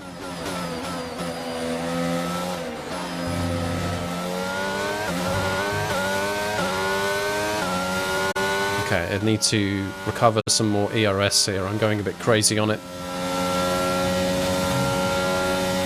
Well under 10%. That needs to build up.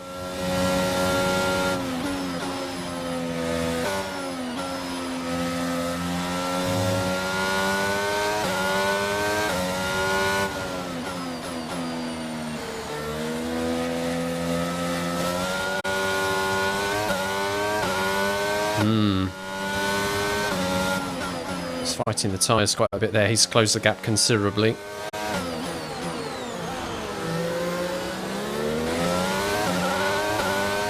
Doing good on fuel saving though.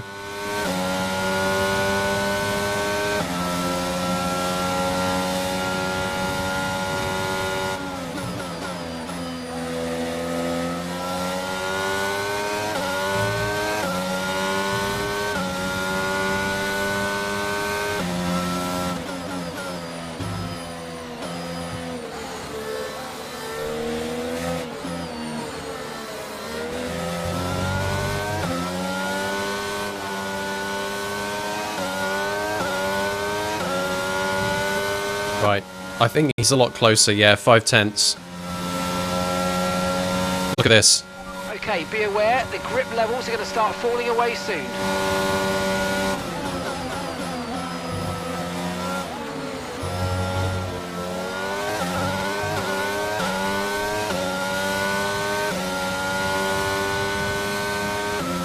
That's my weakest point, I think.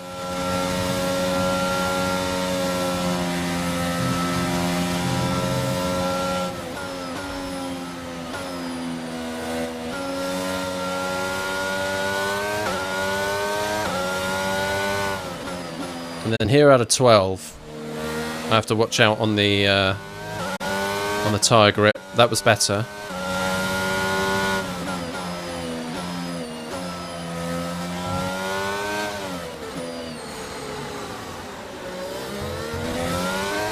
Wow, Leclerc's a lot further behind on that. I've had a good run there, I think. Fastest lap. Okay, wow.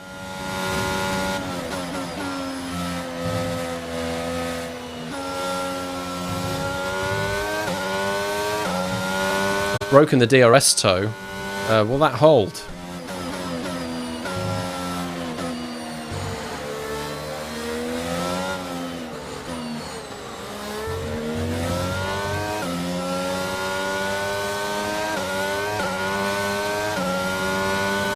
Yep, it will. That's no DRS for the first time.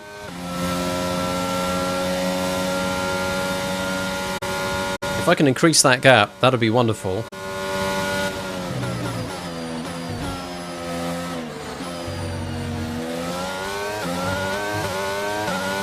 Fuel usage is good. This could be an interesting part of the race here. I really want to try and extend the life of these tyres. This is the thing that might play into my hands in the second half of this race. If I find myself on fresher hards than those around me when the rain starts to come down.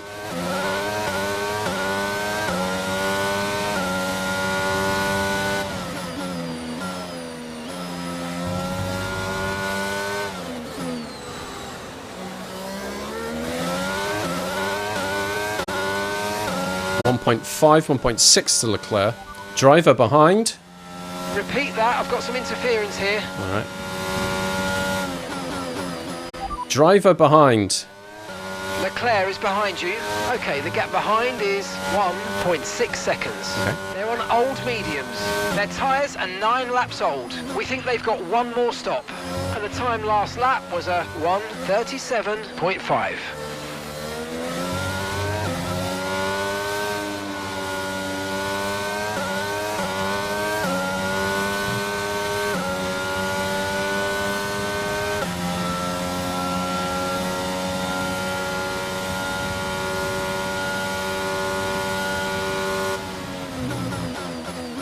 Teammate status. Okay, so we're leading our teammate by 3.8 seconds. They're on old mediums. They're in third. Time last lap was a 1:37.8. It's a slower lap for me. About 4 or 5 tenths off my previous pace. Some of that will be tyre wear.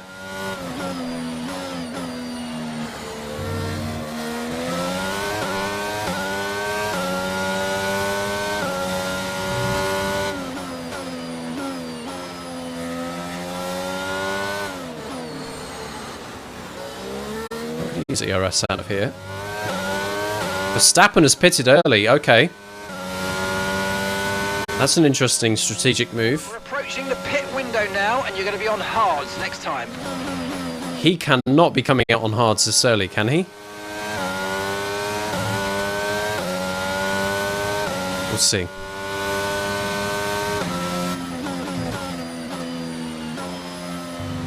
That surprised me.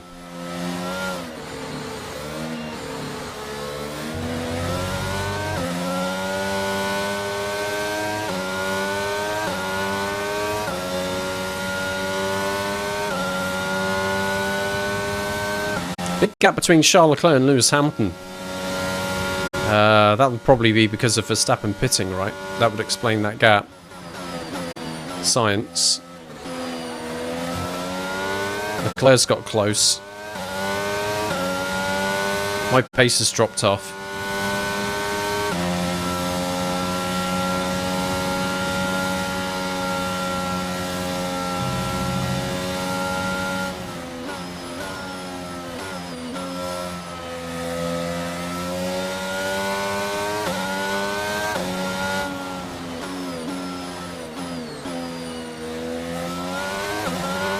We think we might see some rain. ETA about 15 minutes. Okay, there we go.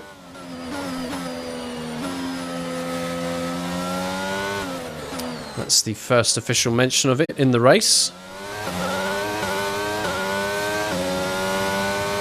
Still outside of the toe. That'll allow Charles Leclerc to get that DRS, so let's keep making that stick. And try and do as much as I can without using ERS deployment, just so I can try and harvest some more for later I'll especially need that after the stop.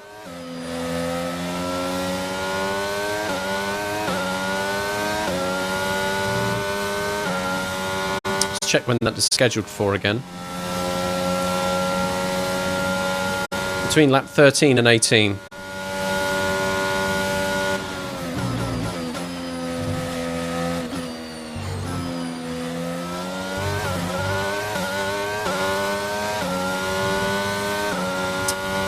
Okay, yeah, we're on lap 12, so the pit window will open at the end of this lap. And I want to extend that. I think the strategy had us at 14. So 15 or 16 could be a difference maker for us. It'll depend when other people are planning to pit. I was surprised to see Verstappen coming in that early. I'm wondering if many other teams will do something similar.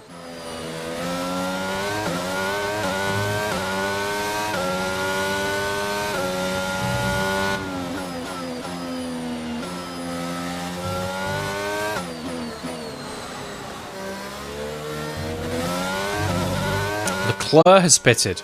Lewis has pitted. Lewis is in the pits now. Wow, okay. Okay, the pit window's open, so let's box this lap. Box this lap. Nope, I plan to extend.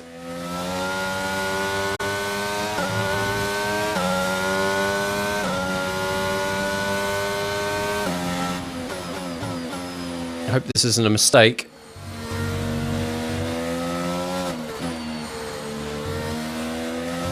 To go against the team strategists. Max Verstappen has just set the fastest lap, however. Verstappen's just put up the fastest lap of the race so far. They are pitting for hards, though.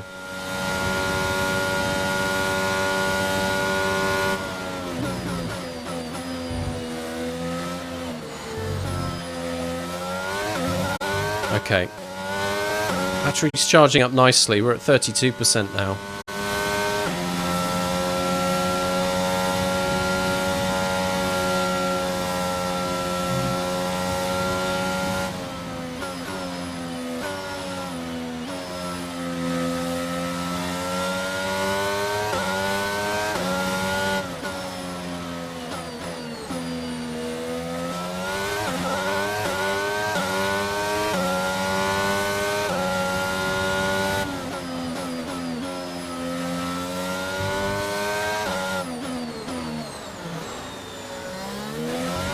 Probably the biggest risk by extending is that I give other drivers an opportunity to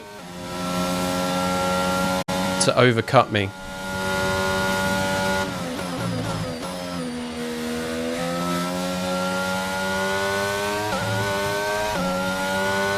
Norris, Sainz have pitted, and Perez is now. Oh, I've made a mistake. He's 14 seconds behind.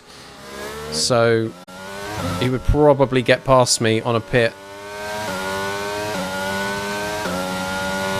Leclerc wouldn't, Verstappen wouldn't, Hamilton wouldn't, but I think Perez could.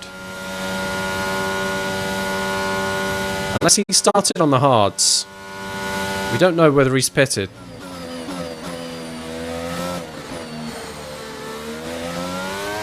State of those tyres, though.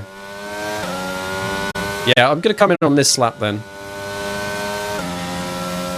Box this lap. Understood. Stopping this lap.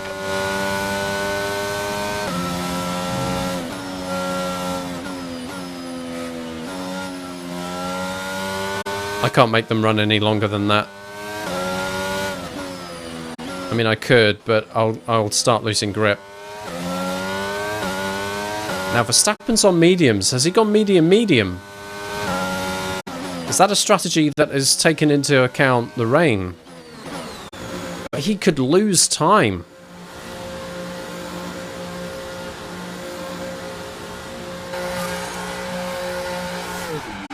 This is going to be interesting. Right, we're in for a pit. Quick swig of the drink. Great job on the turn in there, mate. Looks like a nice stop time. We're happy with that one. Perez must have started on the hard tyres. And it's going long. That must be the play.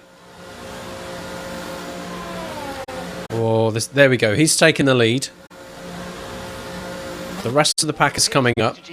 They're going to be close. Here they come. Here they come. We're fighting for turn one.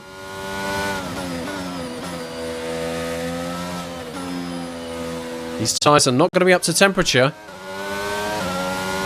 And I'm fighting now. Fighting against other cars with warmer tyres and more grip. This is going to be horrendous.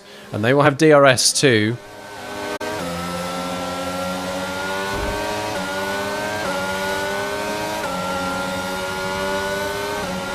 I'm going to get past here easily by one if not two cars. And there's nothing I can do about it. Don't let them get away from you. One of them might make a mistake and that lets us back in. So let's stay close to them. These tyres will warm up soon enough and I'll be okay. So down into 4th place.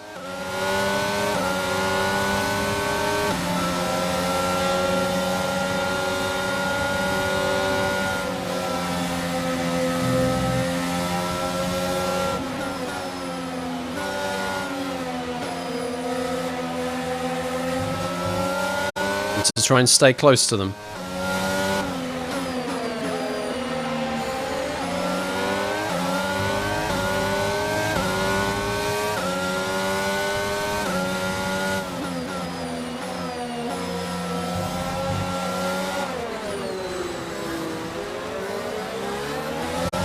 Get DRS here.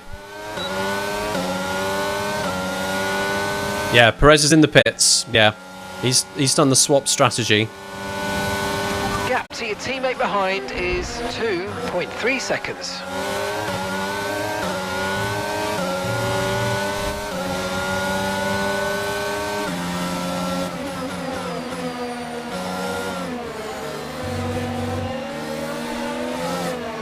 Which is interesting because he'll be on the mediums when the rain comes.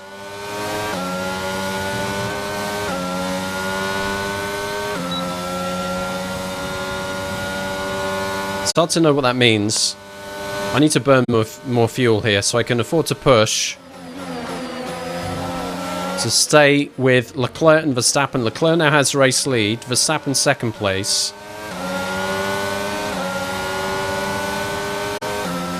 We definitely have a battle on our hands here. No quarter can be given.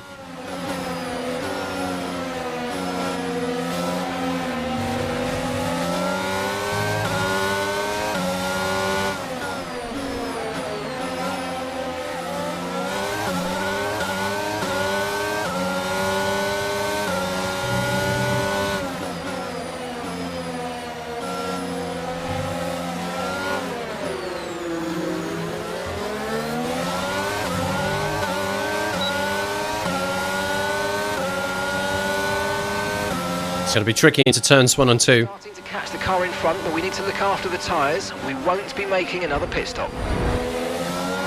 A lot of lot of contact with Max. A high risk pass, but it was a pass. Right. So here we are with Charles Leclerc ahead.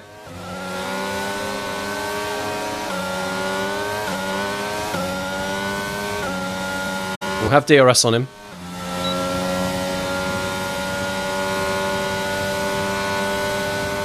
And we are closing. That was rubbish on the brakes. Absolutely terrible. Right, here we go. Let's give him a bit more room. I don't need to push him on entry.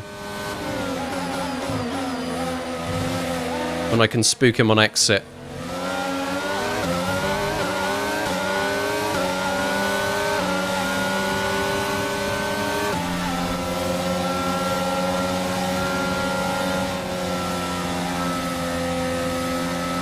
Thank you.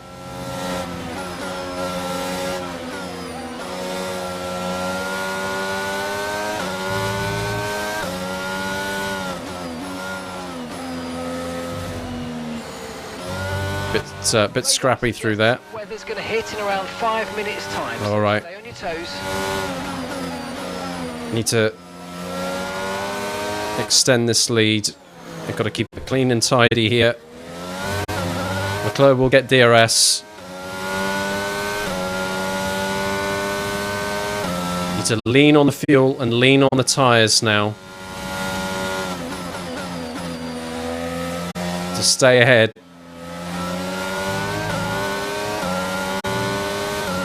And then react as soon as the rain comes.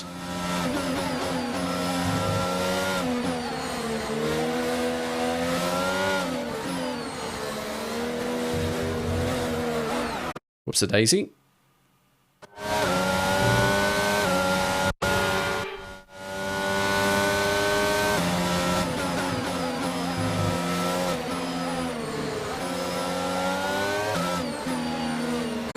It's going to be very close.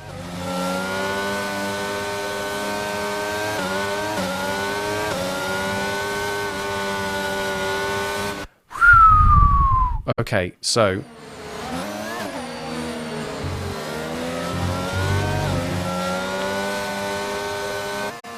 yeah, it's that there. Right, let's get out of here. Snap there.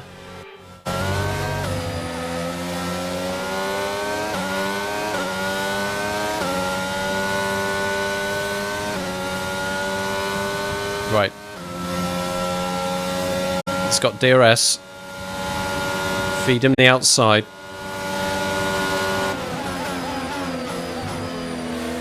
Block him off. Get a good drive out here. Keep it straight. Increase that gap. Now he has to worry about Max behind him.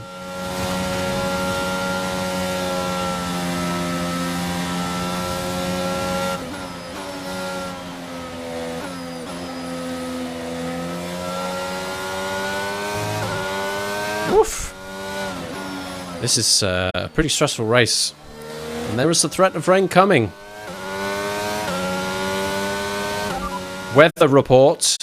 It looks like rain is inbound and we're expecting it in around 5 minutes. 5 minutes until the rain. Dries definitely seem like the fastest tyre at the moment. Let's go. No DRS from Leclerc behind.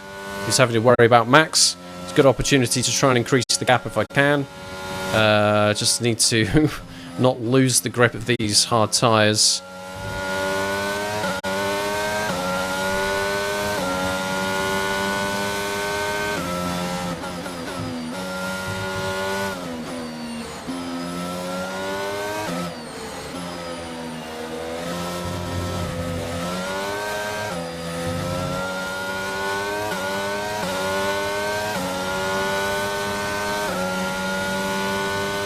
Jeez.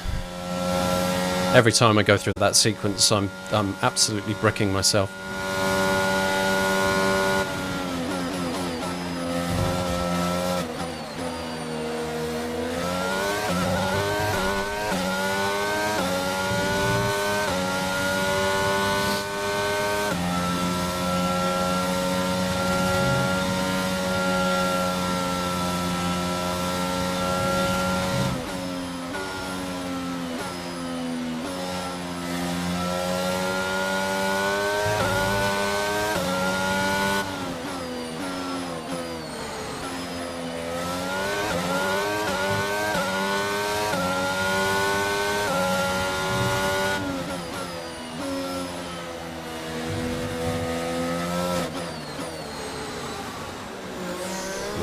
Very wide turn through there, that wouldn't have helped.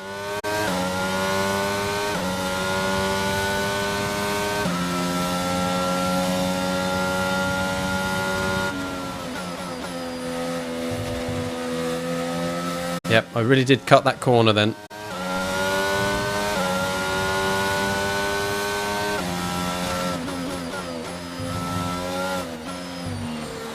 Sure, he would have been proud.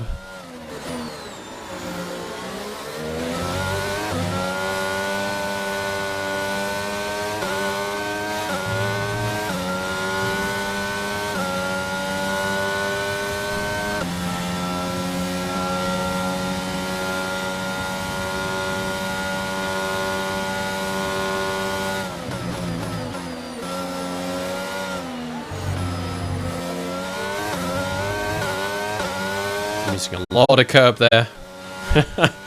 Still 0.8 to Charles Leclerc. A slightly bigger gap, I think, between him and Max, but they're still very close to each other.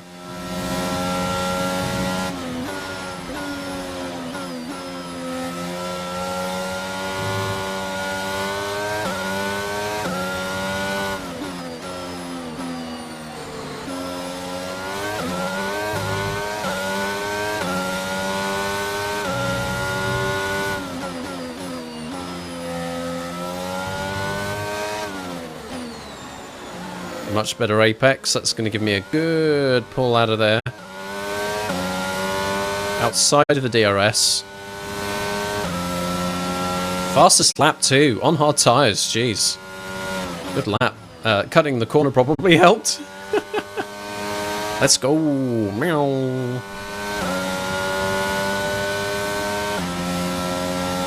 We've got to make K these next few laps.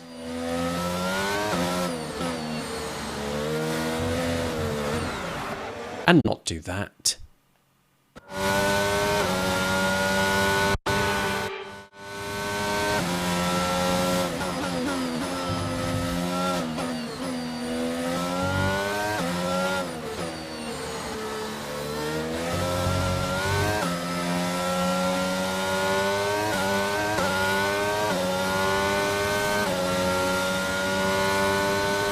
Oh, 1.7 seconds. Okay, this is good. Fastest sector 1 too. And I didn't cut a corner. Let's go.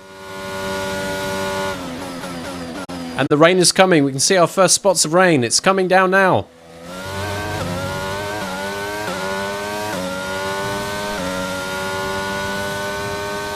We'll probably survive a couple of laps here without having to change, but it's a matter of time. The track will start getting greasier. We will lose that grip. Will the medium tyres on Max and Sergio Perez make the difference here? Will they have an advantage over the rest of us?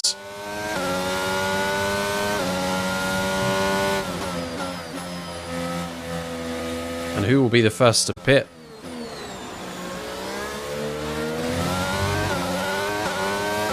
Verstappen is in the pits. Is he going on to the intermediate tyres early?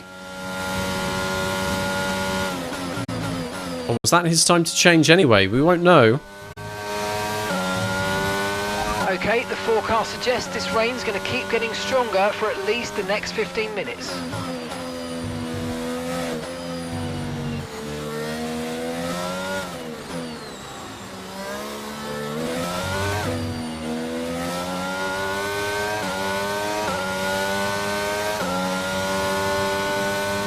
Still feels like we've got some grip here.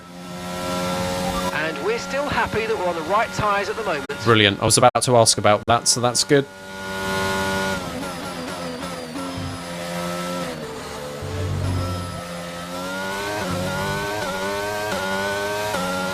Feels like there's enough grip so far. Interesting to see what happens with Verstappen. In fact, both Red Bulls, to be honest. We're still making it through that turn without having to lift.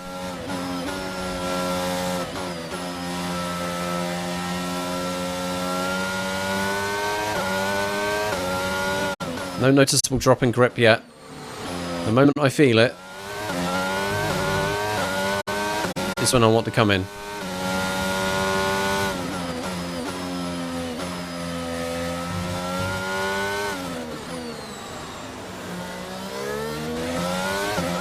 Lap 22 of 27. It's not wet enough for intermediates yet. We don't know how wet it's going to get.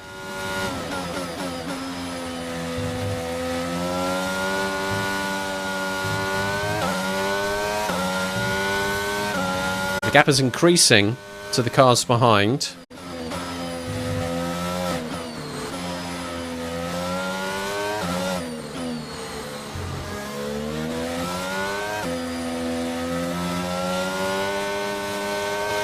There we go, there's our first little bit of sliding. But we're not losing time, really. DRS has been disabled by the stewards. DRS will be offline. Wait for further updates. Okay, so that is our first official notification there that conditions are deteriorating. Gaps are increasing between all cars. Having to lift a little bit to get through here now. The tyre situation's an interesting one, but I think the right call is to stick with what we've got. I agree. If we can hold on and then make the intermediates work with about well, less than 5 laps left now. We should probably be able to ride through this.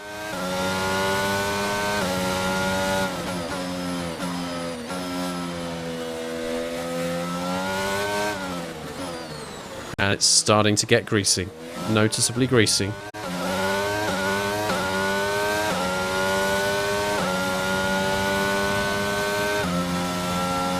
No one else in the top 5 are pitting yet. Okay, so we're leading our teammate by 9.9 seconds. Definitely going wider now.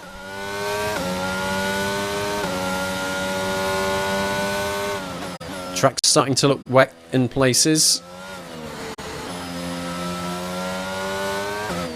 Definitely more vibrations coming through the controller, which is suggesting that there isn't as much grip as there was before. Having to go a lot more gingerly through the sequence. 5 laps of fuel remaining, 5 laps of fuel left. Okay. Tyre status. It's still not a perfect situation, but I don't think we've got cause to move on to a different tyre yet. We can make this work.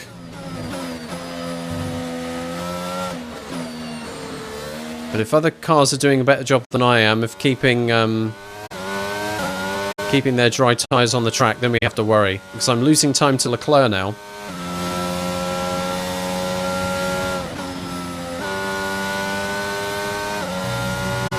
It's closing that gap.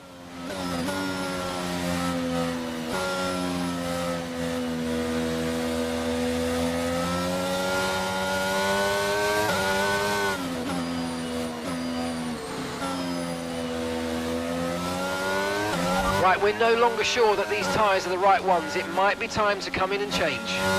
Box this lap.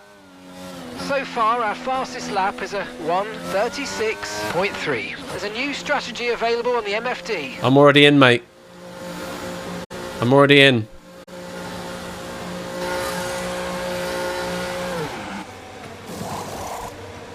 There goes the inters. Perfect job from Let's go. the crew there, mate. We're delighted with that. So there are cars out there on other tyres. No one's pitted yet. I'm the first, I think, to change over to the intermediates here.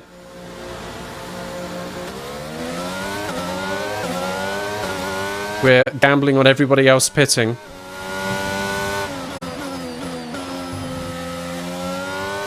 Verstappen now ahead on the soft tyres. So he went from medium to soft. He's making those softs work, but can we close the gap on him? This is the thing. If we can close the gap on dry running cars ahead, we know we've made the right decision. They're struggling. No DRS, remember, so I'm going to have to do this on pure pace. But he's on soft tyres, and he's got nothing.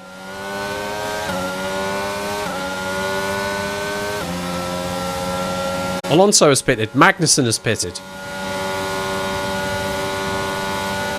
In a straight line, he's doing good, but on turns, he's going to be awful, and I need to make a pass without bashing into him. There we go, that's it.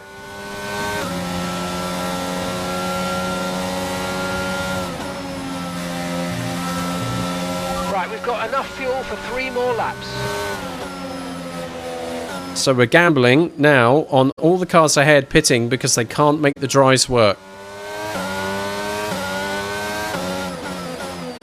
They cannot be satisfied swanning around at these low speeds. I'm going to get him on the outside here. Lewis Hamilton's pitted. Okay, Lewis is in for his stop. Sergio's going in. Yeah. We'll get the lead back. We'll get the lead back. We pitted at the perfect time. 5th, 4th, 3rd, 2nd, 1st. With 2 laps left, this is perfect.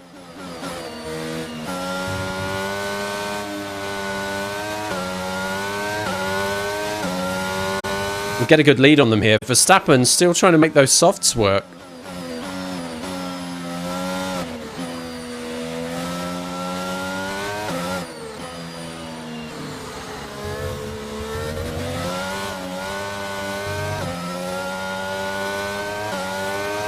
At least another 10 minutes until this rain evens out. Stay alert out there. Yeah, if this race went longer than 27 laps, we could even be looking at full wet situation. I cannot believe Verstappen is out there on soft tyres still.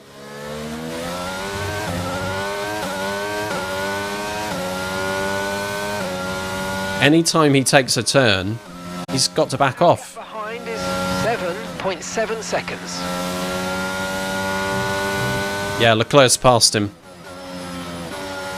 He's being eaten alive. Terrible strategy from Red Bull there.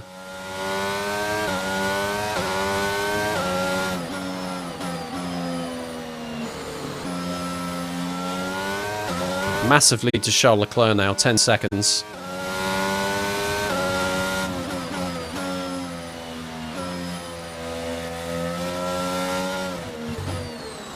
It's even sliding on the inters. We're coming up to the final lap here. What a race this has turned out to be. Okay, this is your final lap of the race. Including overtakes. It has not been... This might look simple on paper. Started on pole position and finished first here, but it was not that kind of a race. I had to overtake to get my first place back.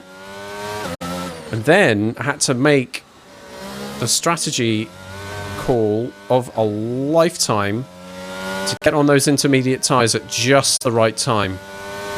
And when I said box this lap, and my engineer thought I said fastest lap, I was like, oh my god, am I in trouble?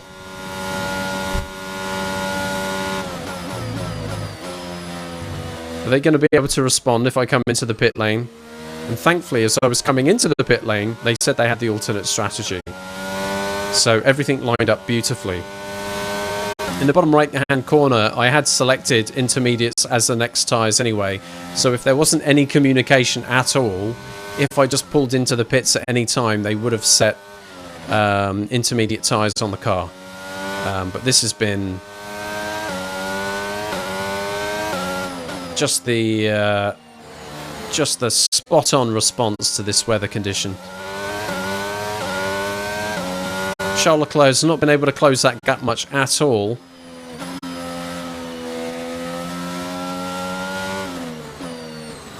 Let's get a good pull out here and a big old push now. All the way to the finish line. And a race win. That's a race win and your second race win in a row. Fantastic job. Fourth, actually.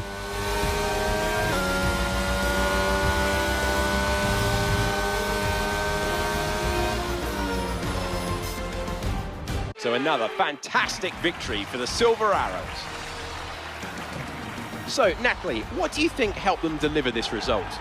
I'd say it was down once again to good, consistent driving, nailing the corners, working to the track conditions and perfecting the team strategies.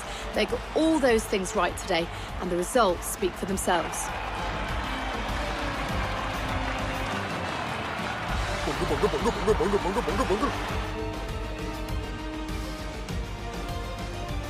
Mercedes are on top form once again after an excellent race weekend. It's great to see them up on that podium once again.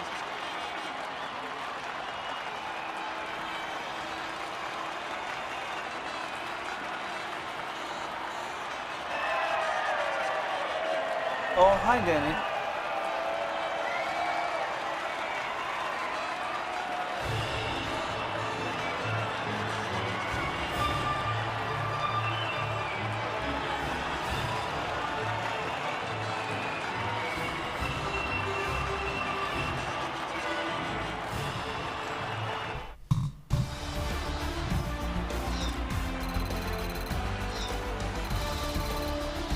What do I win?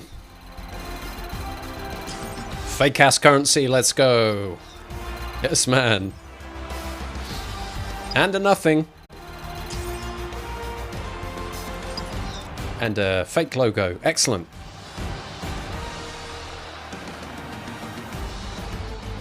So let's review the drivers' standings. It was not the best weekend for our championship leader, and their advantage at the top has been reduced. So then, Natalie Pinkham, who would you rank as your driver of the day? Daniel Ricciardo certainly impressed me today. An incredible performance. It's time to see how things are shaping up in the Constructors' Championship. Ferrari continue to extend the gap at the top of the table. And with that, we wrap up another weekend of motorsport. But with more races lined up, be sure to join us when we come back with more Formula One.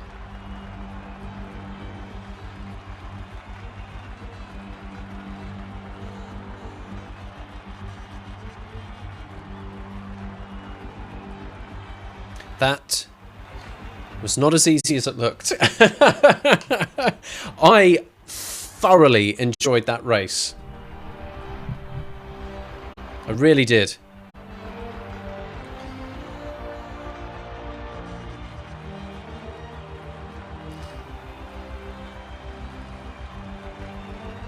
Churi there on the edge of his seat, no less.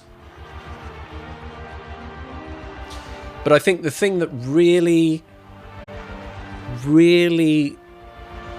set this race apart was pitting at exactly the right time. Just trying to just gauge the best time from moving from the mediums to the hards, and then responding at exactly the right moment for when the grip was gone on the hards and you needed to come in and change the intermediate tyres. Very, very luckily, when that moment hit, I was right by the pit lane. I'm already in, mate. Already in. Let's take a look at the results here. This has been an absolutely fascinating race. It ended up being a two-stopper, as we knew it would be. From first on the grid, but by no means was that a lights to flag victory. Yours truly, Skip, wins the race and takes fastest lap. A maximum 26 points taken today. Managed to set the fastest lap on the hard compound tyres as well, which was something. Charles Leclerc did pretty good there from a 4th place start, getting himself up to 2nd place. And to be honest, it was Charles Leclerc who was the car that I was battling with the most during the course of this race. My teammate Lewis Hamilton managed to finish in 3rd place after being both on my case for a brief period of time and then dropping down to like 4th or even 5th place. So excellent work for him. Carlos Sainz has managed to pick up from 5th up to 4th. Lando Norris from 6th up to 5th. Sergio Perez got past Fernando Alonso and finishes in 6th. Max Verstappen, the only car in the top 10 who had to pit 3 times. We saw him on those last couple of laps desperately trying to make those soft compound tyres work in the wet. It did not pay off. He must have had to have come in and changed onto a set of intermediates on that very last lap. So despite qualifying 2nd and giving me a pretty hard time in the early phase of this race, he dropped down severely, down at 8th place, only scoring 4 points. And that plays deeply into the hands of Charles Leclerc when it comes to the driver standings here.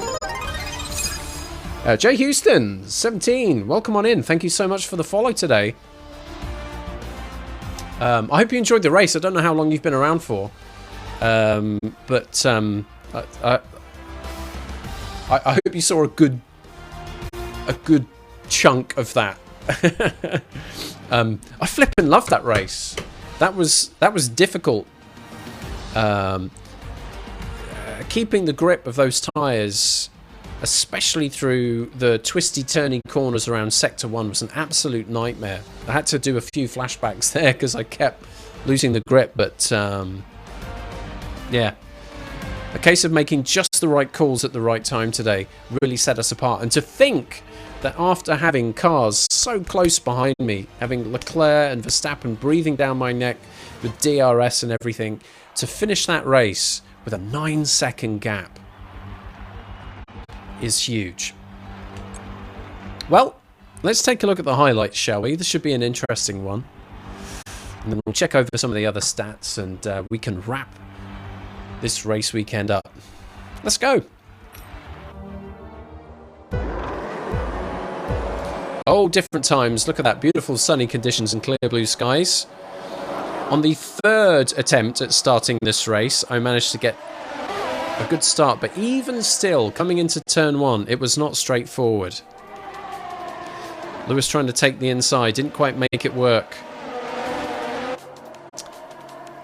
A rough exit through turn 2.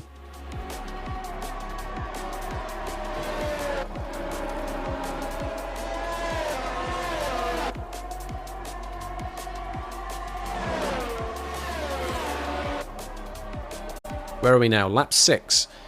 Apparently I'm still leading. But things, there goes the bollard. Let's watch that in slow motion. Let's watch the bollard. Here we go, folks. Here it comes. Look at it fly! Oh, can't decide which direction it wants to go in. Incredible scenes. Is that a bollard or is it a big chunk of pasta? It's hard to tell. Anyway, there we go. Run a little wide there. Yep, things get a bit scary with grip. But if you don't push the tyres to the edge there and you're not going quite heavy on the acceleration, then you're too slow and everyone will catch up. And as you can see here, things got very dicey. Maybe even a little bit of contact there with Charles Leclerc. Still managed to pull away and hold that lead. This is after changing onto the hard compound tyres. I make a little bit of bumping and contact with Max in turn 1. And that's taking second place. Hopefully we get to look at the pass on Charles Leclerc as well. And here it is, the same lap. Pulling out of, what is it, turn 9? And it was basically a drag race up till turn 10. It's all about getting close and a good run out of 9. And I was side by side here and just had him on pace. But also crucially the inside line as well into turn 10. Very close there, but has to give position. And here's the rain.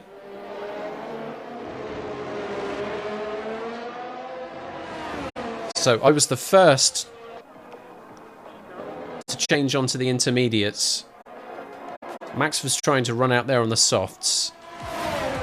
I got him, and then there was this battle with Perez, a little bit of a bump, but he was coming into the pits anyway at the end of lap 25. And by the end of the race, everyone had changed onto intermediates. But I managed to get it at the right time. Incredible. Let's check in with race director. Just to have a look at the strategies there. Yeah, look at this.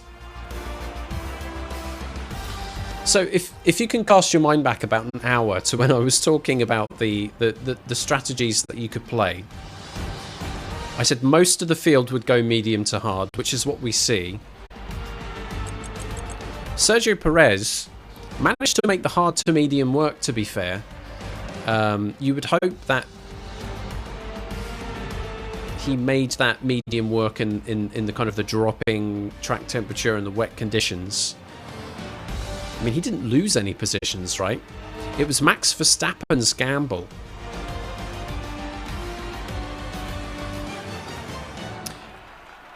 And when I was talking about if you deliberately went for a two-stop strategy, so you would have 3 dry tyre stints,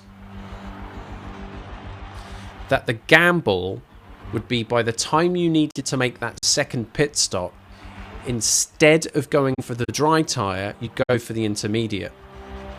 The ideal time for that obviously didn't happen. He was already on the softs before it really started raining heavily. then you're going to be one pit stop down from everybody else and you will lose time. And as we can see, I think he's probably the only car on the entire grid that did that. Yeah. So this is one of the biggest issues with pit strategies is how daring do you go, knowing that if something bad happens, you have a massive disadvantage because everyone else is doing something very similar. When it comes to incidents, I exceeded track limits once and I got a bit of a slap on the wrist, but no punishments. And of course, Zhou Guan Yu did not finish. How has this affected the driver's standings? I had, in the driver's standings, before this race weekend, Sergio Perez ahead of me, and then Lando Norris only a few points ahead of Perez. I'm looking to get myself into the top 6 and hopefully pass Perez. 26 points out of this race weekend. Sergio Perez only 8. And I'm ahead of him by 4 points. Lando Norris 120 in 5th, Skip 118 in 6th, Sergio Perez 114 in 7th. That is very tight, very close between positions 5 to 7. I need to stay ahead of Perez, and it would be nice to close down and maybe even pass Lando Norris and get into the top 5 of the driver's standings. Look how the gap has closed between Max Verstappen and Charles Leclerc. Max Verstappen still leading the championship, but now only by 5 points. The massive points haul that Charles Leclerc took today in comparison to Max has really closed that gap, and it could be anyone's game there up in the top 2. Lewis Hamilton gets past Carlos Sainz after a good race weekend, secures 3rd in the standings for now. Still such a long way to go in the season. 9 races left to go. Every possibility that a good run for yours truly could continue here. And I could, get past Norris, maybe close in on Sainz. We'll see how things go. In the Constructors, that should be a very nicely secured 3rd place for the Mercedes AMG Petronas team. Ferrari are ahead on Red Bull on points, but still very close between the two of them. McLaren increasing the gap to Alpine, but no one actually moving positions in the Constructors' Championship there. And that, folks, wow. After some tricky practice sessions, a nerve-wracking qualifying, and a very exciting race, we can put the French Grand Prix to bed.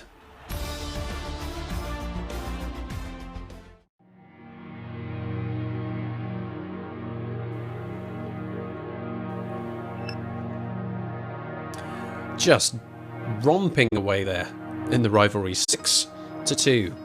23 points to 9. The first to 30 will win it. It's looking pretty strong for Skip, and a massive increase on the driver claim there. That race win has really made a difference.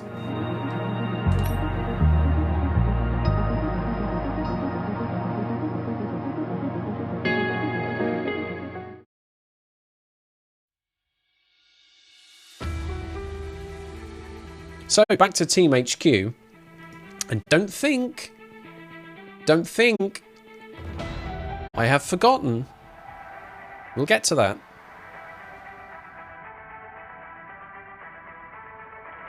We've got to pay out on the prediction, haven't we? We had a prediction for where will I finish. Would it be a race win? Would it be positions 2 to 3? Would it be positions 4 to 8? Or would it be the rest of the pack? We had, out of those 4 options, gambles on 3 of those. As it turned out, we had a race win. Most of the people who gambled today put their engagements down on that race win, and they are today's winners. That's a prediction paid out right there. Congratulations to Nick Sight, Gillyfam, 5 is a magic number, and one of our newest follows, Turbo, the _0. Nick Sight, well done. You gambled big, and you got a return on that investment. So well done. You won't have to sell your children. Good news. Those who didn't make it, sadly, Sadgaffer, who gambled on me being second and lost her 1,000, and also a Mary Dave, who, you know, still a sensible gamble, to be fair, 4-8, it could have happened. Had the pit stop not happened at the right time or something like that, it could, you know, we could be having a different story there. But also 1,000 engagements. So 2,000 engagements in total have been shared with our 4 prediction winners today: Nixite, Gillyfam, 5 and Turbo. Let's pay our attention, turn our attention to the business here at the marketing department. They have requested my attendance at today's meeting to help resolve an issue. Also, we have very little time, by the way, for the next race, the Hungarian Grand Prix. But we do have some research and development that we might want to think about. So let's go there first.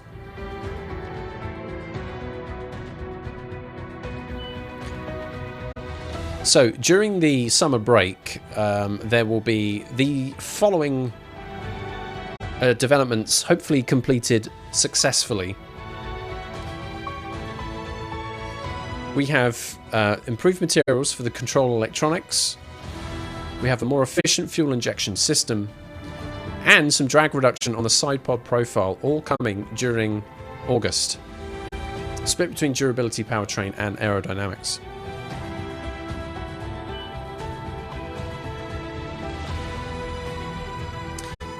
We don't necessarily want to overload our R&D team during the summer break. But let's have a look at what we could add development-wise. The recommendation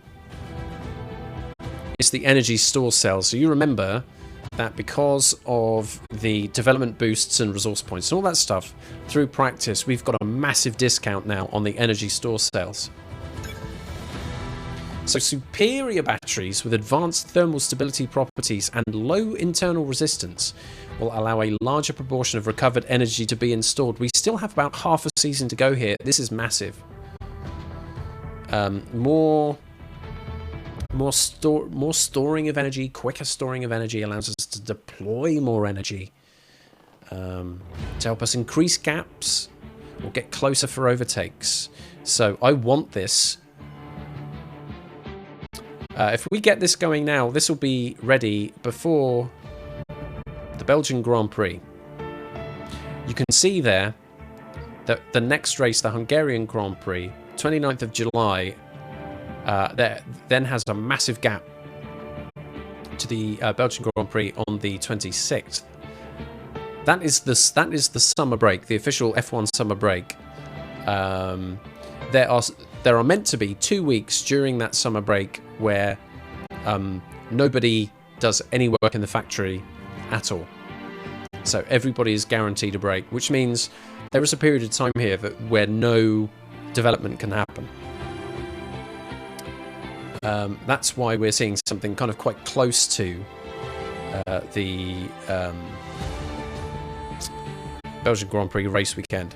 You probably won't see anything in the middle of those 2 dates. But I definitely want to purchase this. We don't need to rush it. There's no need.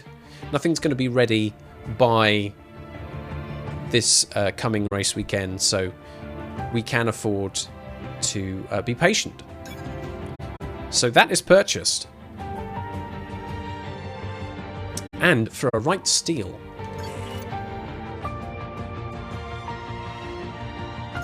So if I step back out, that's 2 items in powertrain. 1 item in durability and 1 in aero. Now, aero's working on a major. I wouldn't want to give any more aeros, so maybe we look at either durability or maybe chassis. What would be the next recommended upgrade? Yeah, they've gone for chassis. Our options would be roll dampers, or the front nose cone structure, which was the recommended upgrade, and I think gives us a bit more performance than the dampers. Right, let's have a look at the description on this. Updates to the manufacturing process of the front nose cone result in a weight advantage without compromising chassis strength or stability. This is perfect. The more that we can reduce weight in the car, the faster we can be on the straights. So I'm going to go big here. I'm going to bake that in now. Now look at that. That's going to take some time. That won't be ready until after the Belgian Grand Prix. So it'll take a while for that to be ready, but look at that vehicle performance comparison chart down in the bottom right. If this is a success, this puts us miles ahead of the competition. It's going to take a while, but I think that's going to be a massive boost for us. So that's in. 60 resource points left. I think we're done. Now let's see what the marketing department want. Let's go to the event. Hey, the marketing team wants to register last year. Okay. So the team is looking to grow our brand and would like your input. There are a few options on the table. Which seems the most appropriate? We have 3 options here. Charity.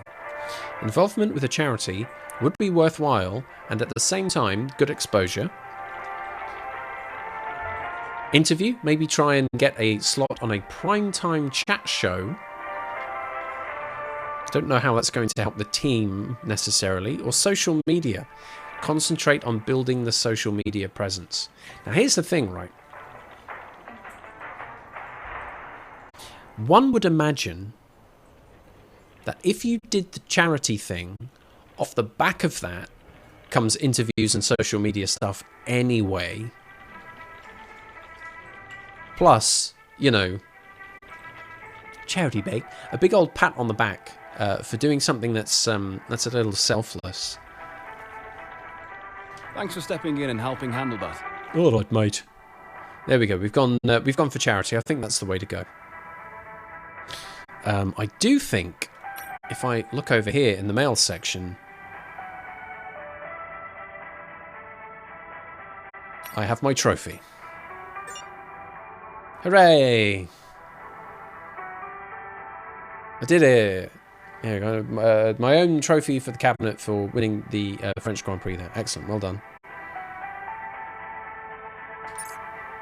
That's the mail taken care of.